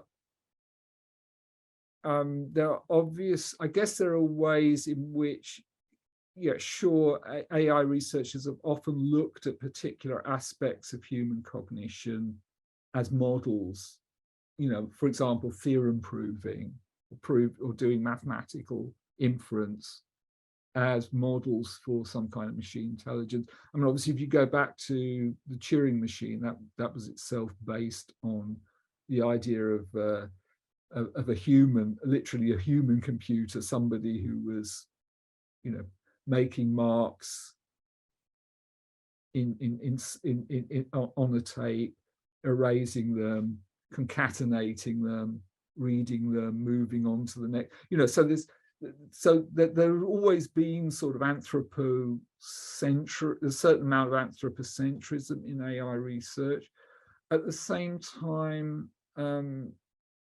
you know, it does seem to be becoming clear that a lot of the systems that are being used now, and this kind of, I'm thinking particularly of neural network and machine and contemporary machine learning, are becoming increasingly opaque to us. So, you know, one of the problems that you'll be maybe aware of, I'm sure, of dealing with large neural networks is that once the thing might be trained up and it might work like the clappers at, you know, some task, but it's very hard for the creators of the system often to understand how it does that.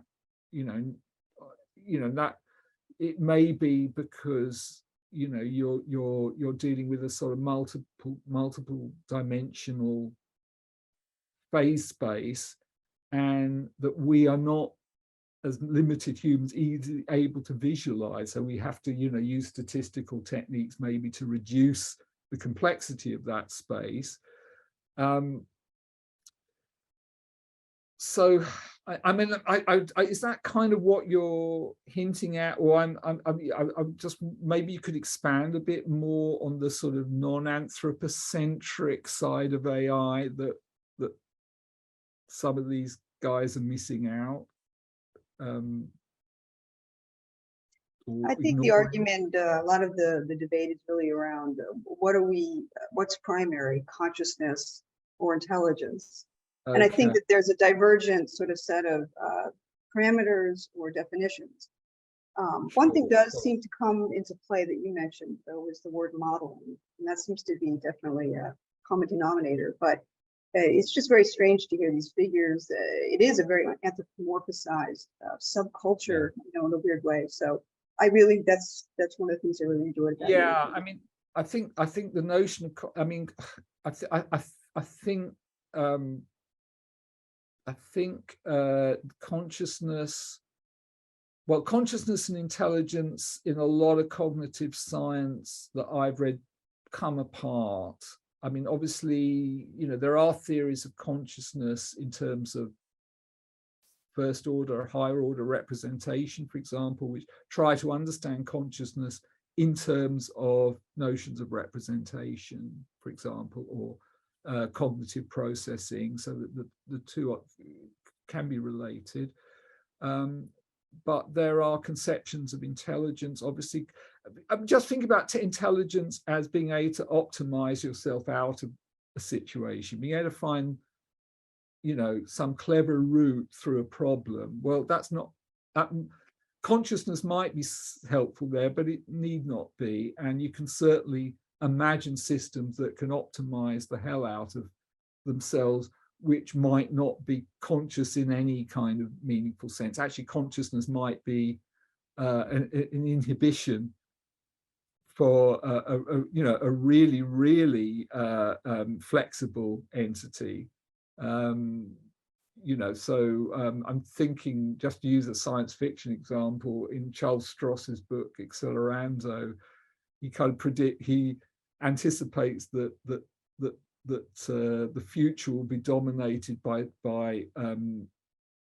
super intelligent corporations that have achieved legal personhood. And these things think so fast that the conscious subjects aren't able to keep up with them, because they're able to explore so many different possibilities in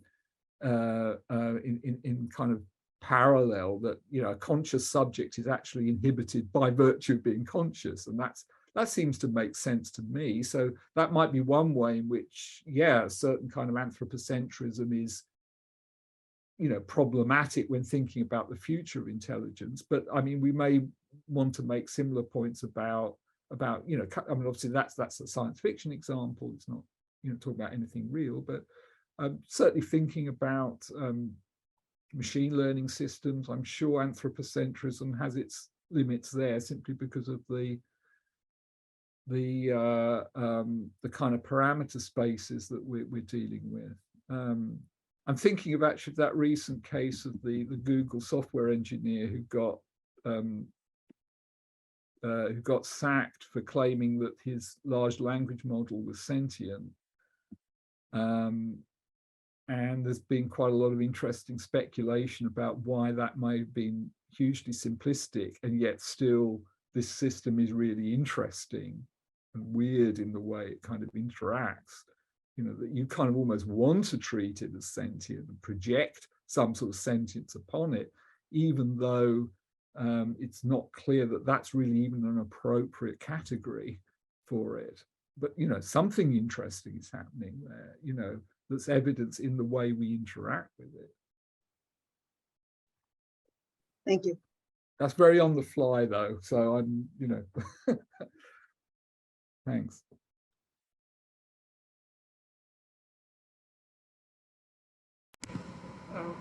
I wanted to follow up on that, because I think it was Chalmers, I think relating to intelligence, was making the distinction between competence and comprehension. So like, let's say like a line of text, and sure, if it's a competent system, it will just carry it out. But if it's a comprehending system, I think the comprehension of is something else that's not quite consciousness, and it's not quite sentience. Yeah, I mean, I think consciousness, obviously consciousness is an ambiguous term, or it's an equivocal term. It's used in lots of different ways. So, for example, when David Chalmers and people close to him in philosophy of mind talk about consciousness, they usually mean that this sort of sense of first person, what its likeness, or the fact that ice cream tastes like something, that blue looks like something that's different from red, and they argue that there's a hard problem of consciousness, because that what its likeness, that phenomenal content, can't be reduced to anything functional or dynamic, because, for example, there could be zombies, which have all the dynamic and functional stuff that we have, but there's nothing it's like for the zombie to taste ice cream, for example. But within that framework, it makes perfect sense, however, to assume that a zombie might be intelligent. It might, be able to represent its environment and draw intelligent inferences about, when to take an umbrella out because there are signs of rain, or so the whole point of a zombie is it can do all the stuff we can do cognitively. It's just there's nothing it's like for the zombie, according to Chalmers and other qualiophiles, to actually do any of that. It's all happening much like a lot of our subpersonal programming, without any kind of conscious awareness. And, you know, also comprehending things, and, for example, having beliefs and desires. A lot of these folk psychological notions aren't necessarily linked to consciousness. So there's nothing, obviously, that it feels like to believe that Lima is capital of Peru. I believe that, but it doesn't feel like anything, yet it's a perfectly kosher, intentional, cognitive state. You know, so, you know, there are all sorts of ways conceptually that consciousness and cognition come apart without us even necessarily having to get into sort of posthumanism.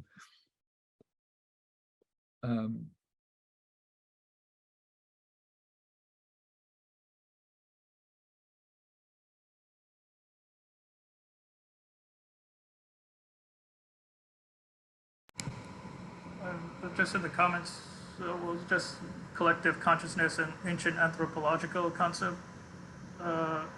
relevant to the digital world? Wow. Sure if there's some- I don't know enough about the anthropology to make an intelligent response. I'm just trying to. So, all right, collective. So I just found.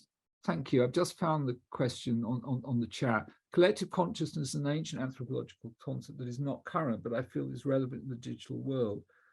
Because collective in consciousness implies concepts of mimesis, mirror neurons. Yeah, I'm not. I guess it depends what you mean by collective in consciousness. I mean, I did talk a bit in the talk about collective intentionality. You know, so collective reasoning, and that's something slightly different. I think, for example, that you know, you can talk about, say, a voting system being instantiating certain forms of collective reasoning, certain forms of deliberation and decision making, without there being kind of Borg-like collective consciousness. So, you know, I want to make that distinction. So, but if we talk about collective consciousness, then we seem to be talking about people sharing conscious states. And I think you need to put more bones on that, on what it is to share a conscious state. I mean, it's a really interesting idea. For example, could you and I both experience the same pain? If you know, suppose parts of my brain, maybe certain parts of my sensory cortex as well as my prefrontal cortex, if that's necessary for pain perception, were communicating directly with yours, so that when I don't know, when somebody pricks me with a needle, you feel that sensation when I feel it, but you know, so you're effectively we have one nervous system. That seems at least plausible. Or, I mean, I think you mentioned ritual as a form of shared consciousness. Yeah, maybe. I'm not sure if it's shared consciousness in quite the same way, but I suppose I'm thinking, I mean, in terms of the digital world, you might want to chase up some of Bogna Conial's work, because she's written some really nice stuff on really good stuff on kind of erotic experience that's mediated through the internet. And I forget the name of her paper, but so the idea that, you know, you might suppose you've got you're having some kind of erotic relation over the internet, but you're wearing some kind of teledildonic setup that allows you to be actually stimulated in some way by say somebody on the other side of the planet. is that shared consciousness? Is that I mean, I you know, that this is really interesting. I just think we need to put bones on what we want to mean by shared consciousness, because it could mean lots of things, and it kind of needs to be, the idea needs to be pinned down. And as I said, if you just look at Bogner's publication list, you'll probably find that paper. I just can't, my mind's blank. I can't remember the title.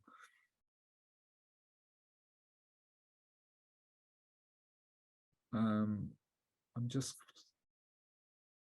oh, right. So that's kind of, so yeah, I mean, I guess you could link that to the idea of sympathetic magic as a kind of implementation of sympathetic magic, maybe as a kind of technological implementation.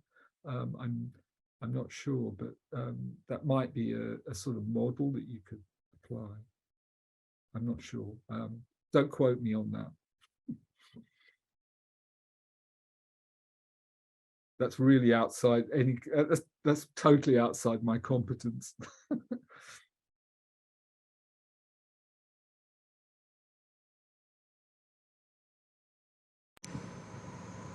Are there any more questions in the Antoine or Sepideh? Yep. Well, I guess thank you, David, Roden, for the, unless if there's any last minute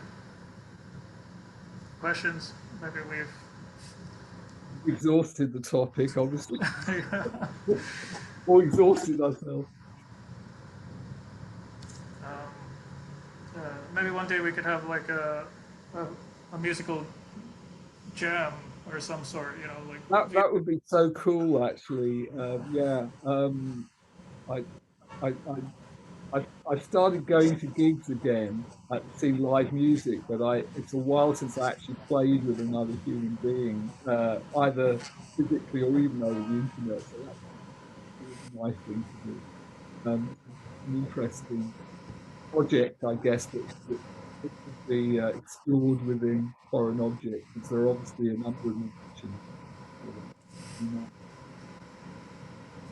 yeah, I have to figure. Triangle players, excellent. Yeah.